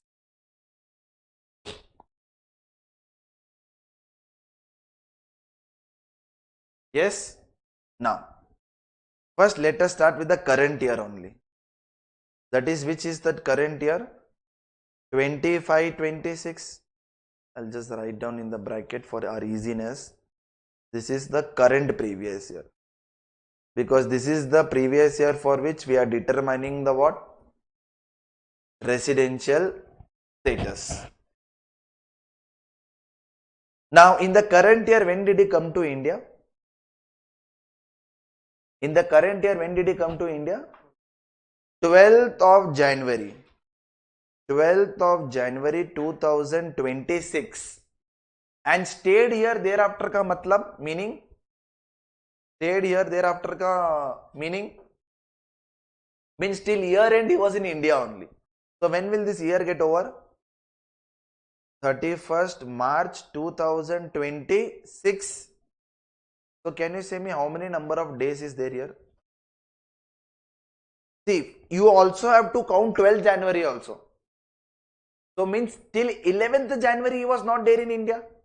So in January how many months, days are there? 31 days. Out of that 11 days he was not there. Means from 12th he was there. 11 days he was not there. So 31 in the mind, 11 in the hand, how much in the mouth? 20 days. So 20 days of what? January. February, this is not a leap year, so 28 days plus March 31. So total ಎಷ್ಟು? 79 days. 79. Now many people would have went wrong here only. 79 days he was there in India in the current year. Now let us write down the previous year. 24-25. 24-25, was he there in India? No. He came on 20 and then left on 23. And then he again came back in 26 only. So dash, dash, dash. Hey, hello the dash, are you understanding? Then next 23-24, was he there? When did he leave? He left on 10th April 23. He had already come in 2020. He left in the current year. Means can I say from the first day of the year he was in India only? No. Because he came in 2020 and he left on 10th April 23. Means in the year 23-24, from 1st April till 10th April he was there in India only. So how many days he was there in India for that year? Only 10 days. 10 दिन. तेलुगु में क्या बोलते हैं? पदी. कुछ correct no? Padi. Then 22-23. 22-23. Can I say entire year he was in India only 22-23? That is from 1st April 22 till 31st March 23 he was in India. That is how many days? 365 days.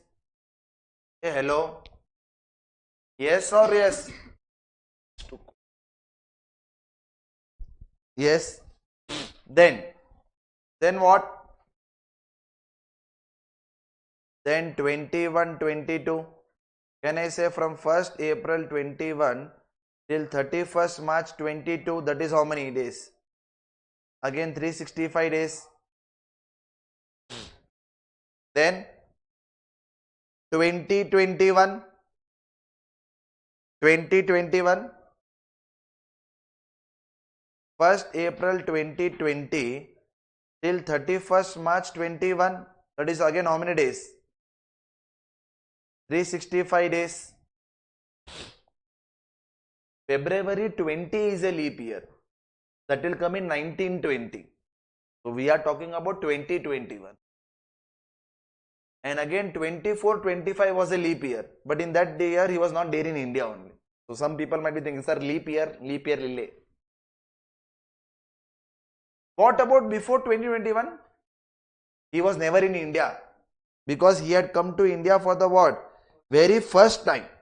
So before 1920, so he was never there in India. Before 19 or before 2021, he was never there in India. Because in 2021, he came to India for the what? Very first time. Now, done everyone writing? Now write down. How to write the answer in exam. As per section 6 subsection 1 or clause 1 of the Income Tax Act 1961, in order to determine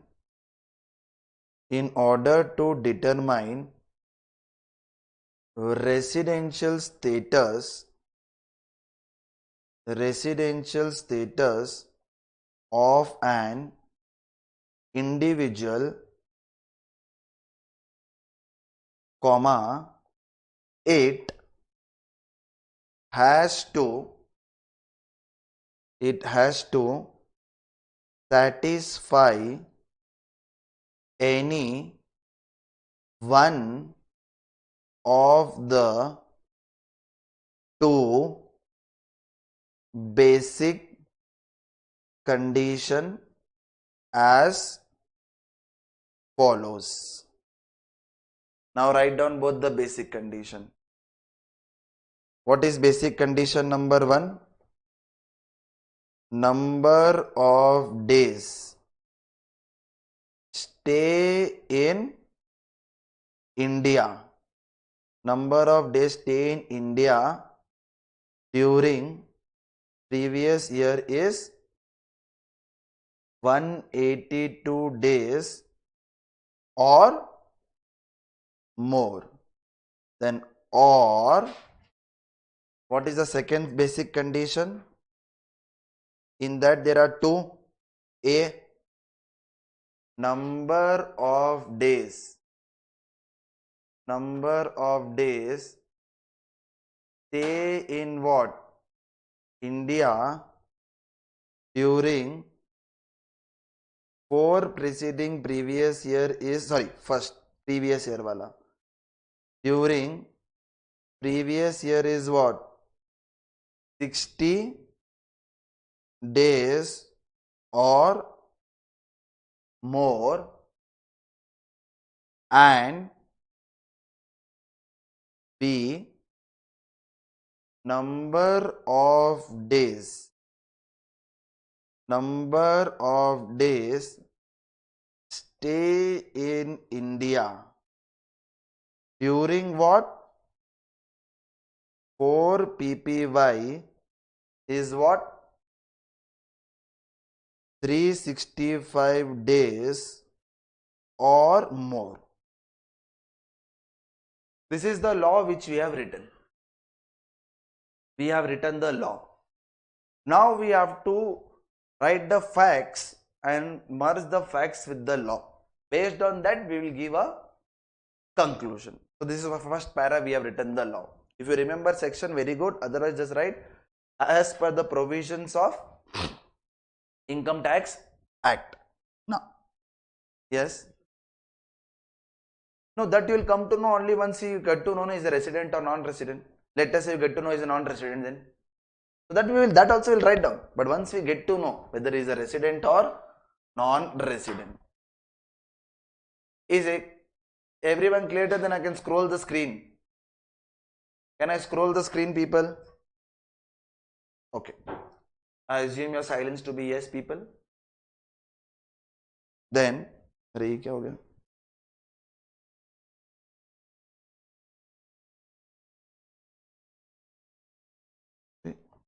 कल का save हो गया क्या?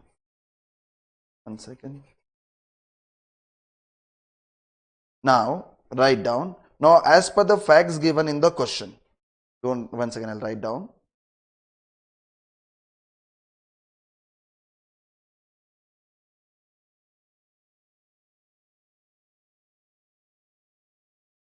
Now write down.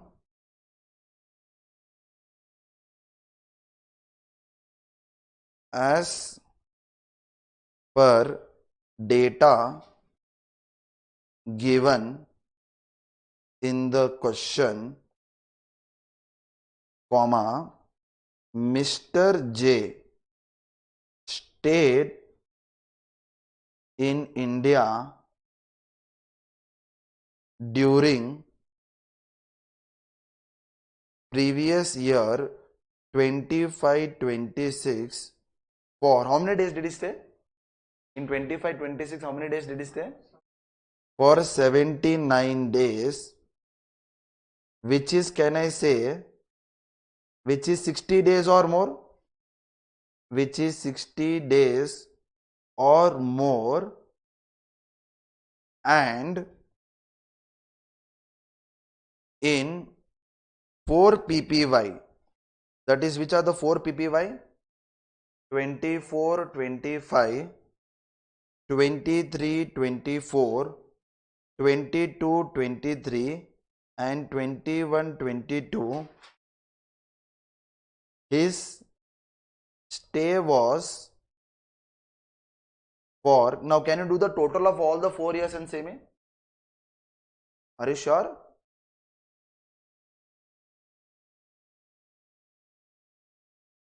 Do 0 plus 10 plus 365 plus 365. Hey, don't add 79. I just want 4 PPY. Re. These are the 4 PPY. So 10 plus 365 plus 365. How much? 740 days.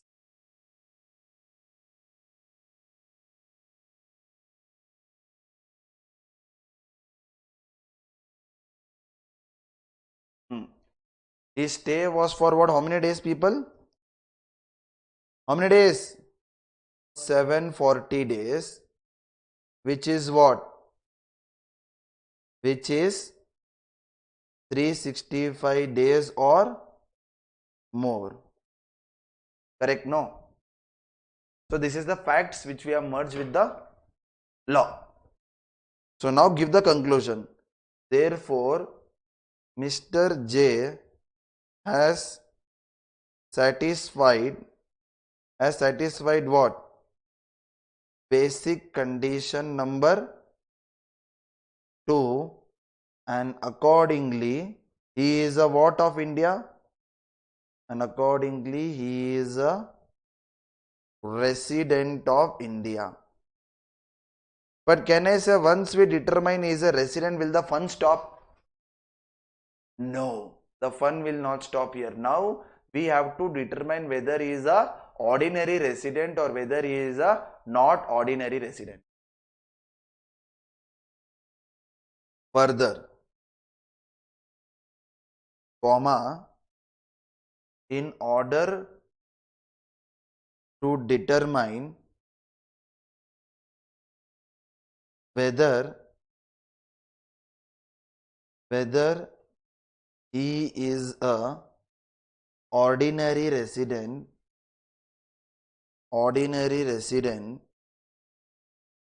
comma, we have to satisfy both the additional condition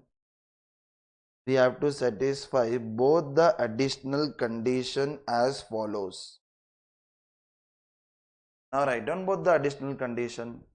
What is additional condition number 1?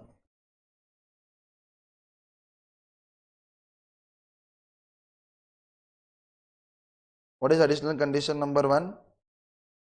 Number of days stay in India. Number of days stay in India what? During 7 ppy is 730 days or more, and what? He should be a resident in at least 2 out of 10 preceding previous year. He should be a resident in at least what? 2 out of what? 10 preceding previous year. Now this is the law which we have written now. Now let us write the facts of the question. As per the data,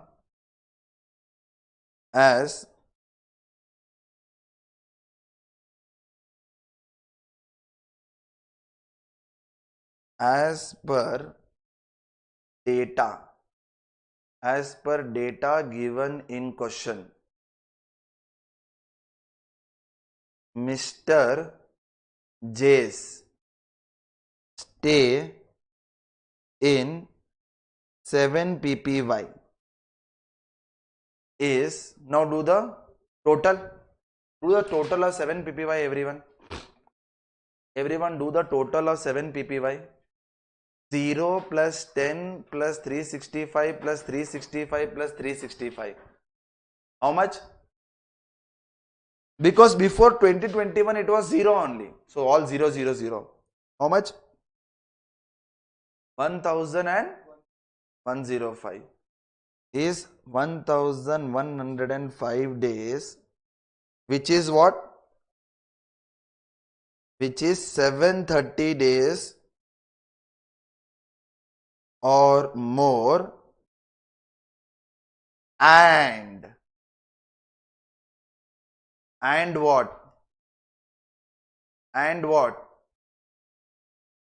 He is resident. Now every one of you just stop writing for 1 second. Every one of you online, please stop writing for 1 second, and everyone please come to the table above, the working note which we have done. Everyone just come to the working note above. Everyone, I want your notes to be here. Now just say me, for this year, so we are determining only. Now in 24-25, was he a resident or non-resident? Can I say non-resident directly? Because not even there for 182, not even there for 60. What about 23-24? Can I say non-resident? You also keep on writing there. 24-25 non-resident, 23-24 non-resident. What about 22-23? Can I say resident? Because he was there for 182 days or more. Even 21-22 resident. And even 2021 he is a what? Resident, because in all the 3 years he was there for what? 182 days or more. So was he a resident in at least 2 out of 10 years? No one gave me ROR as the answer. So can I say which 3 years? 22, 23, 21, 22 and 2021. Okay. 22, 23. Okay. So he is a resident in previous year 22, 23, 21, 22 and what? 22, 21. That is in at least what? 2 out of 10 preceding previous year. 2 out of 10 preceding previous year. So therefore what is the conclusion you will give? Mr. J is what? Satisfying what? Both the additional condition and accordingly he'll be called as what? He will be what? He'll be resident as well as or ordinary resident. Resident as well as a ordinary resident. Anyone has given me this answer? Let me go back and see. No. Either I got answer as NR or either I got answer as RNOR. No one gave me answer as ROR. Now you are giving answer. Very good. Clap, clap. Nonsense.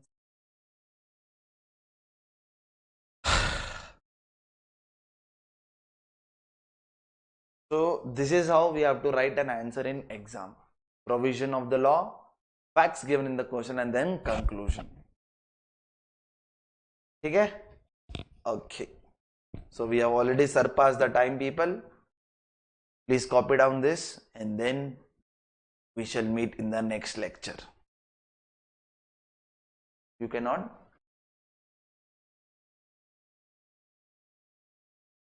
No, in that case what will happen?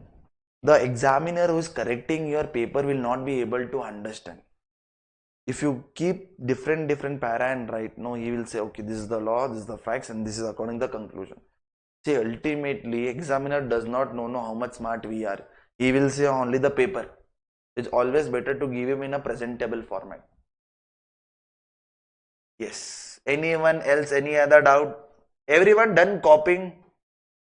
Yes, I'll show the table once again. Is everyone done copying? Chalo, people. With this, thank you so much for joining YouTube. All those people are watching on YouTube, thank you for joining. We all meet in the very next lecture. And yes, more 2-3 videos will be uploading on YouTube. Post that, we will not. Post that, you will have to take the admission and then you'll be attending on app or on the link which will be shared to you. Till then, people, bye bye. Let me end the stream. End.